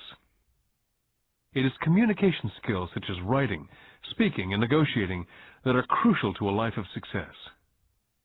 It's a skill that I work on constantly, attending courses or buying educational tapes to expand my knowledge. Rich Dad encouraged Mike and me to know a little about a lot. He encouraged us to work with people smarter than we were, and to bring smart people together to work as a team. Today it would be called a synergy of professional specialties. Today I meet ex-school teachers earning hundreds of thousands of dollars a year. They earn that much because they have specialized skills in their field, as well as other skills. They can teach as well as sell and market. I know of no other skills to be more important than selling as well as marketing. The skills of selling and marketing are difficult for most people, primarily due to their fear of rejection. The better you are at communicating, negotiating, and handling your fear of rejection, the easier life is. Just as I advise that newspaper writer who wanted to become a best-selling author, I advise anyone else today. Being technically specialized has its strengths as well as its weaknesses. I have friends who are geniuses, but they cannot communicate effectively with other human beings. And as a result, their earnings are pitiful. I advise them to just spend a year learning to sell. And even if they earn nothing, their communication skills will improve. And that is priceless. Getting started. I wish I could say acquiring wealth was easy for me, but it wasn't. So in response to the question, how do I start, I offer the thought process I go through on a day-by-day basis. It really is easy to find great deals. I promise you that. It's just like riding a bike. After a little wobbling, it's a piece of cake. But when it comes to money, it's the determination to get through the wobbling that's a personal thing. To find million-dollar deals of a lifetime requires us to call on our financial genius. I believe that each of us has a financial genius within us. The problem is, our financial genius lies asleep, waiting to be called upon. It lies asleep because our culture has educated us into believing that the love of money is the root of all evil. It's encouraged us to learn a profession so we can work for money, but failed to teach us how to have money work for us. It taught us not to worry about our financial future. Our company or the government would take care of us when our working days are over. However, it's our children, educated in the same school system, who will end up paying for it. The message is still to work hard, earn money, and spend it. And when we run short, we can always borrow more. Unfortunately, 90% of the Western world subscribes to the above dogma simply because it's easier to find a job and work for money. If you're not one of the masses, I offer you the following 10 steps to awaken your financial genius. I simply offer you the steps I have personally followed. If you want to follow some of them, great. If you don't, make up your own. Your financial genius is smart enough to develop its own list. Step number 1. I need a reason greater than reality. If you ask most people if they would like to be rich or financially free, they would say yes. But then reality sets in. The road seems too long with too many hills to climb. It's easier just to work for money and hand the excess over to your broker. A reason or a purpose is a combination of wants and don't wants. When people ask me what my reason for wanting to be rich is, it's a combination of deep emotional wants and don't wants. I will list a few. First, the don't wants, for they create the wants. I don't want to work all my life. I don't want what my parents aspired for, which was job security and a house in the suburbs. I don't like being an employee. Now the wants. I want to be free to travel the world and live in a lifestyle I love. I want to be young when I do this. I want to simply be free. I want control over my time and my life. I want money to work for me. Those are deep-seated emotional reasons. What are yours? As I said, I wish I could say it was easy. It wasn't. But it wasn't hard either. But without a strong reason or purpose, anything in life is hard. Step number 2. I choose daily. The power of choice. That is the main reason people want to live in a free country. We want the power to choose. Financially, with every dollar we get in our hands, we hold the power to choose our future to be rich, poor, or middle class. Our spending habits reflect who we are. Poor people simply have poor spending habits. Most people choose not to be rich. For 90% of the population, being rich is too much of a hassle. So they invent sayings that go, "I'm not interested in money," or "I'll never be rich," Or, I don't have to worry, I'm still young. Or, when I make some money, then I'll think about my future. Or, my husband, wife handles the finances. The problem with those statements is they rob the person who chooses to think such thoughts of two things. One is time, which is your most precious asset. And two is learning.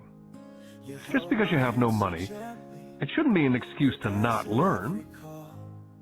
But that is a choice we all make daily. The choice of what we do with our time, our money, and what we put in our heads.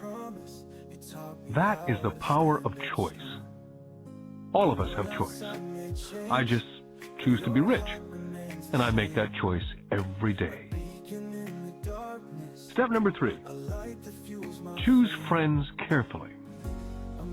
First of all, I do not choose my friends by their financial statements. I have friends who have actually taken the vow of poverty, as well as friends who earn millions every year. The point is, I learn from all of them, and I consciously make the effort to learn from them. But there's one distinction that I'd like to point out. I've noticed that my friends with money talk about money, and I do not mean brag. They're interested in the subject, so I learn from them and they learn from me. My friends whom I know are in dire straits financially do not like talking about money, business, or investing. They often think it rude. So I also learn from my friends who struggle financially. I find out what not to do. Step number 4, master a formula and then learn a new one. In order to make bread, every baker follows a recipe, even if it's only held in their head. The same is true for making money. That's why money is often called dough. When it comes to money, the masses generally have one basic formula they learned in school, and that is work for money. The formula I see that is predominant in the world is that every day millions of people get up and go to work, earn money, pay bills, balance checkbooks, buy some mutual funds, and go back to work. That is the basic formula or recipe. If you're tired of what you're doing or you're not making enough, it's simply a case of changing the formula via which you make money. Years ago, when I was 26, I took a weekend class called How to Buy Real Estate Foreclosures. I learned a formula. The next trick was to have the discipline to actually put into action what I had learned. That is where most people stop. For 3 years while working for Xerox, I spent my spare time learning to master the art of buying foreclosures. I've made several $1 million using that formula, but today it's too slow, and too many other people are doing it. So after I mastered that formula, I went in search of other formulas. For many of the classes, I did not use the information I learned directly, but I always learned something new. Step number 5, pay yourself first. The power of self-discipline. If you cannot get control of yourself, do not try to get rich.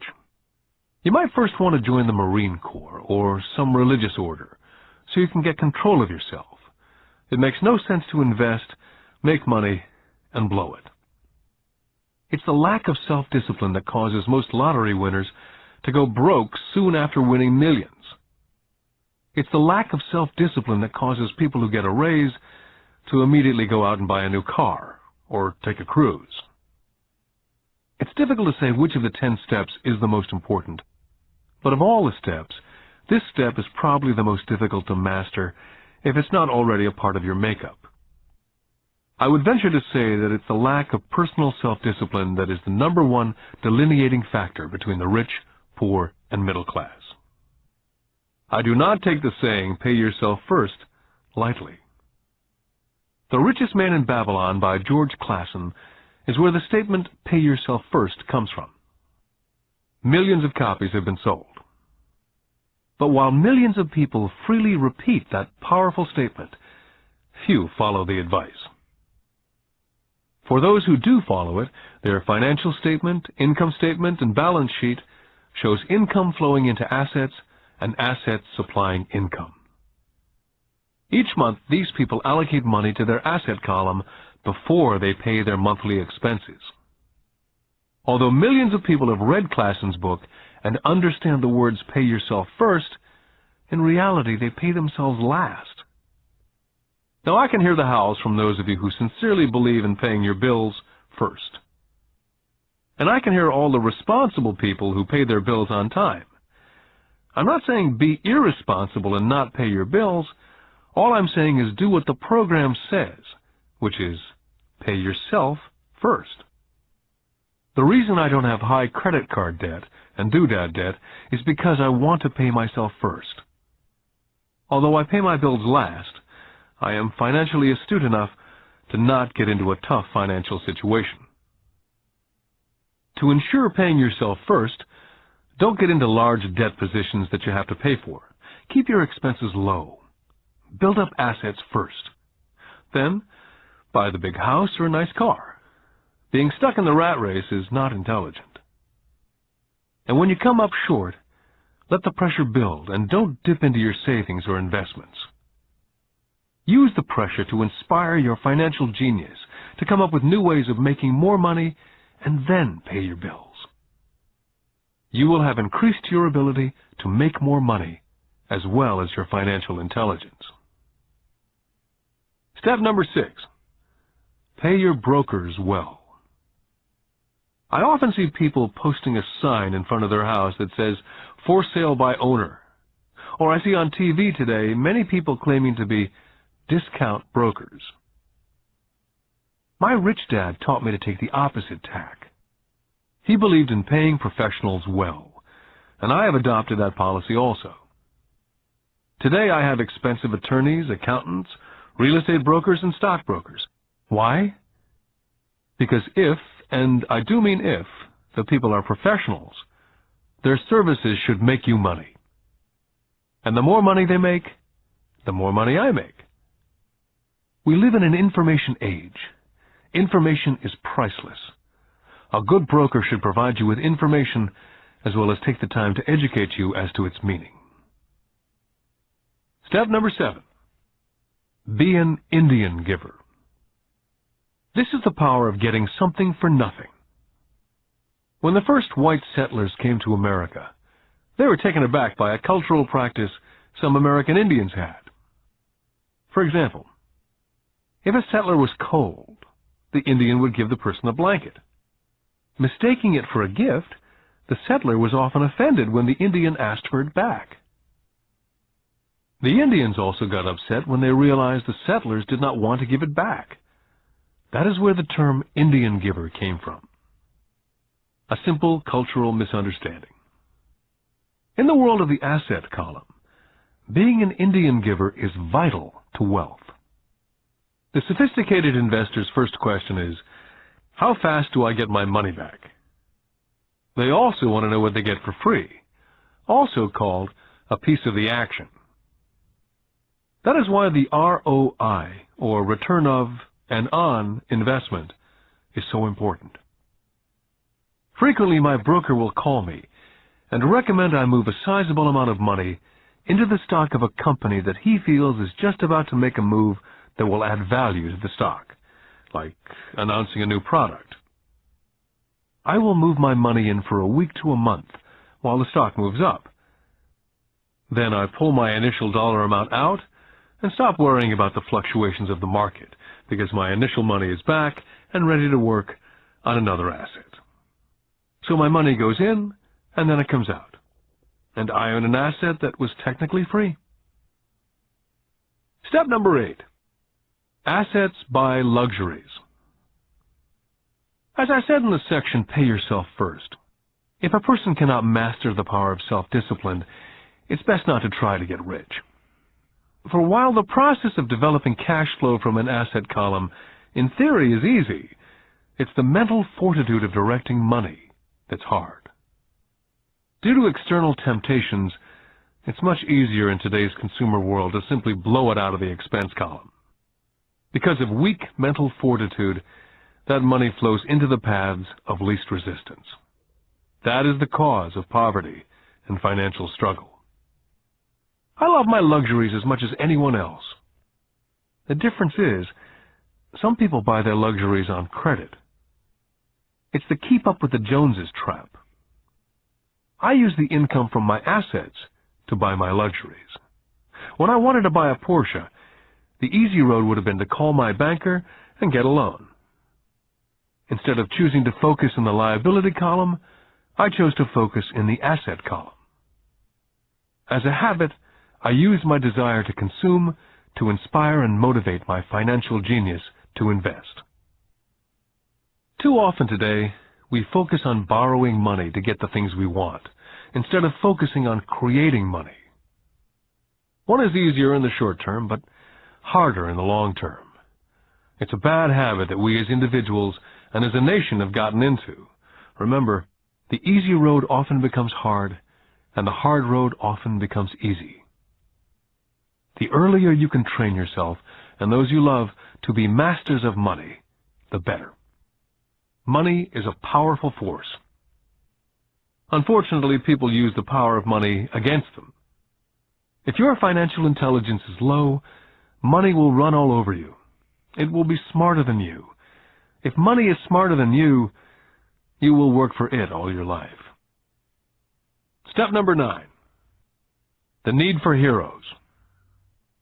When I was a kid, I greatly admired Willie Mays, Hank Aaron, Yogi Berra. They were my heroes. As a kid playing Little League, I wanted to be just like them. I treasured their baseball cards. I wanted to know everything about them. I knew the stats, the RBI, the ERAs, their batting averages, how much they got paid, and how they came up from the minors. I wanted to know everything because I wanted to be just like them. Every time, as a 9 or 10-year-old kid, when I stepped up to bat or played first base or catcher, it wasn't me. I was Yogi or Hank. It's one of the most powerful ways we learn that we often lose as adults. We lose our heroes. We lose our naivete. I have new heroes as I grow older. I have golf heroes such as Peter Jacobsen, Fred Couples, and Tiger Woods. I copy their swings and do my best to read everything I can about them.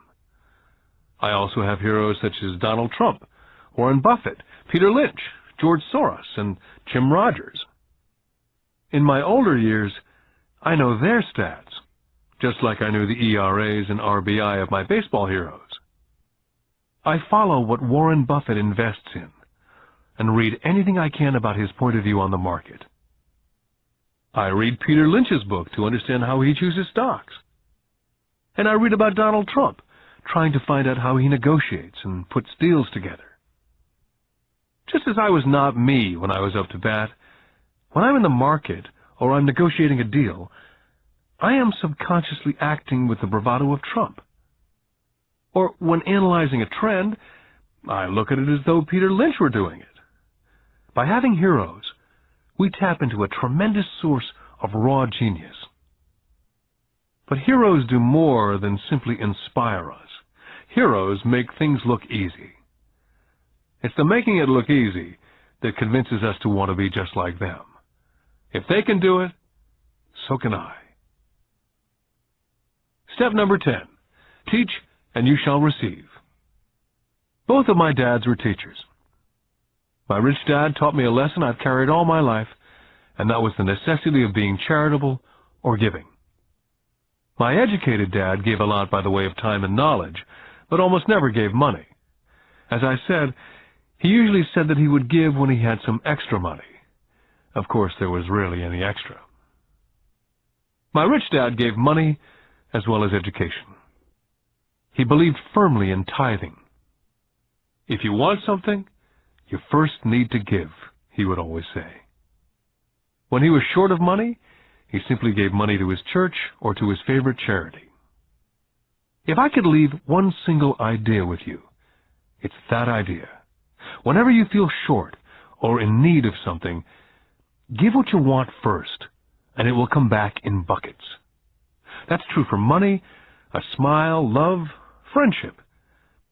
I know it's often the last thing a person may want to do, but it's always worked for me. I just trust that the principle of reciprocity is true, and I give what I want. My rich dad would often say, poor people are more greedy than rich people. He would explain that if a person was rich, that person was providing something that other people wanted. In my life, over all these years, whenever I felt needy or short of money or short of help, I simply went out and found in my heart what I wanted and decided to give it first. And when I gave, it always came back. It reminds me of the story of the guy sitting with firewood in his arms on a cold, freezing night, and he's yelling at the pot-bellied stove, "When you give me some heat, then I'll put some wood in." And when it comes to money, love, happiness, sales, and contacts, all one needs to remember is first to give what you want, and it will come back in droves. My poor dad taught teachers, and he became a master teacher. My rich dad always taught young people his way of doing business. In retrospect, it was their generosity with what they knew that made them smarter. There are powers in this world that are much smarter than we are. You can get there on your own, but it's easier with the help of the powers that be. All you need to be is generous with what you have, and the powers will be generous with you. Take action. All of you were given two great gifts, your mind and your time. It is up to you to do what you please with both. With each dollar bill that enters your hand, you and only you have the power to determine your destiny. Spend it foolishly, you choose to be poor. Spend it on liabilities, you join the middle class. Invest it in your mind and learn how to acquire assets, and you will be choosing wealth as your goal and your future. The choice is yours and only yours.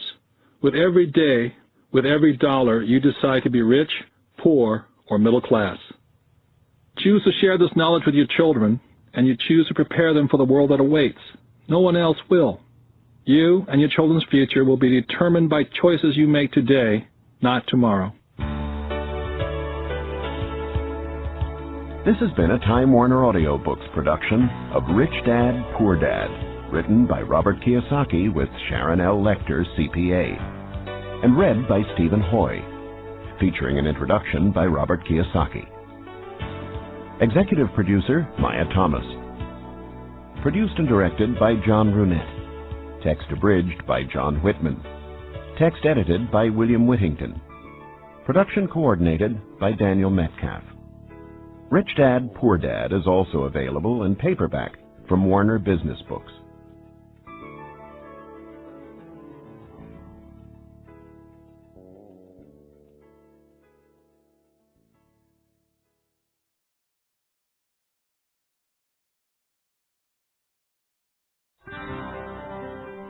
Here's a sample from audio bestseller Rich Dad's Cash Flow Quadrant, a guide to financial freedom, written by Robert T. Kiyosaki with Sharon L. Lecter, CPA.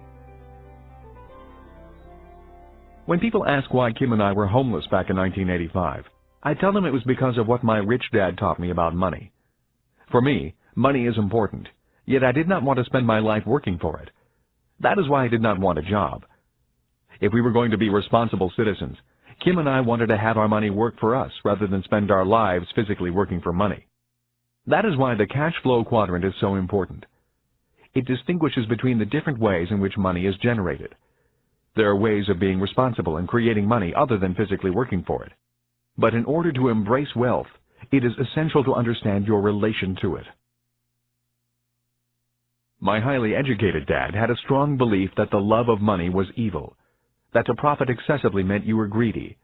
He often said, "I'll never be rich," or "investing is risky," or "money isn't everything." My rich dad had a different point of view. He thought it foolish to spend your life working for money and pretend that money was not important.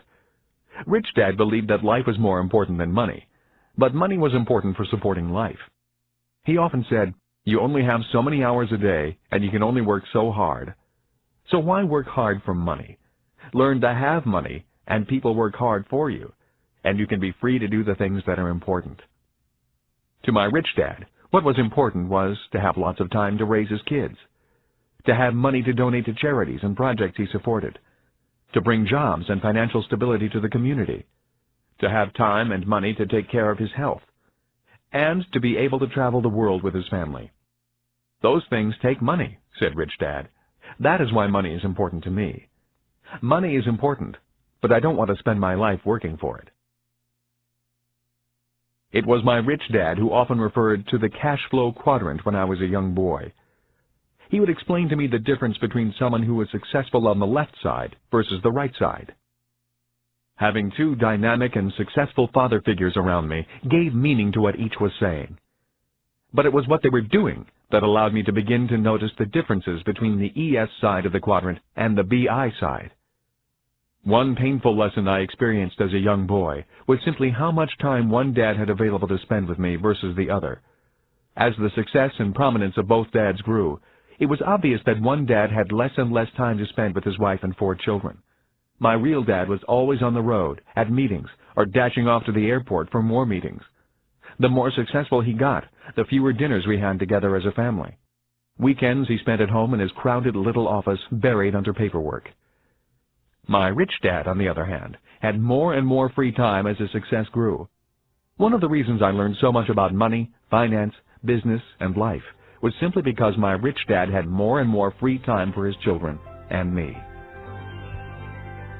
Rich Dad's Cash Flow Quadrant is also available in paperback from Warner Business Books. Here's a sample from audio bestseller Rich Dad's Guide to Investing: What the Rich Invest in That the Poor and Middle Class Do Not. Written by Robert T. Kiyosaki with Sharon L. Lecter, CPA. Investor lesson number 1: the choice. When it comes to money and investing, people have 3 fundamental reasons or choices for investing, Rich Dad said. They are to be secure, to be comfortable, or to be rich. Rich Dad went on to say, all 3 choices are important. The difference in one's life occurs when the choices are prioritized. He explained that most people make their money and investment choices in that exact order. In other words, their first choice when it comes to money decisions is security. Second is comfort, and third is to be rich. That is why most people make job security their highest priority. After they have a secure job or profession, then they focus on comfort. The last choice for most people is to be rich. Rich Dad said, most people dream of becoming rich, but it is not their first choice. He went on to say, only 3 out of 100 people in America are rich because of this priority of choices. For most people, if becoming rich disturbs their comfort or makes them feel insecure, they will forsake becoming rich. That is why so many people want that one hot investment tip. People who make security and comfort their first and second choices look for ways to get rich quick that are easy, risk-free, and comfortable. A few people do get rich on one lucky investment, but all too often they lose it all again. I often hear people say, I'd rather be happy than rich. That comment has always sounded very strange to me, since I have been both rich and poor, and in both financial positions I have been both happy and unhappy. I wonder why people think they have to choose between happiness and being rich. When I reflect upon this lesson, it occurs to me that what people are really saying is that I'd rather feel secure and comfortable than be rich. That is because if they felt insecure or uncomfortable, they were not happy. For me, I was willing to feel insecure and uncomfortable in order to be rich. I have been rich and poor as well as happy and unhappy. But I assure you that when I was poor and unhappy, I was much unhappier than when I was rich and unhappy. I have also never understood the statement, money does not make you happy. While there is some truth in it, I have always noticed that when I have money, I feel pretty good. The other day I found a $10 bill in my jeans pocket. Even though it was only $10, it felt great finding it. Receiving money has always felt better than receiving a bill for money I owe. At least that is my experience with money. I feel happy when it comes in and sad when it leaves me. That day, I put my priorities in this order. First, to be rich, then to be comfortable, and finally, to be secure. Rich Dad's Guide to Investing is also available in paperback from Warner Business Books.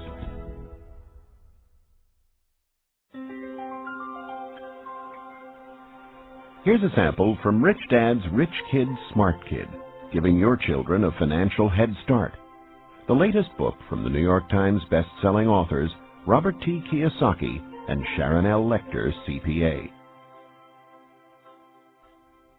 When I was a little boy, my rich dad often said, money is an idea. He would go on to say, money can be anything you want it to be.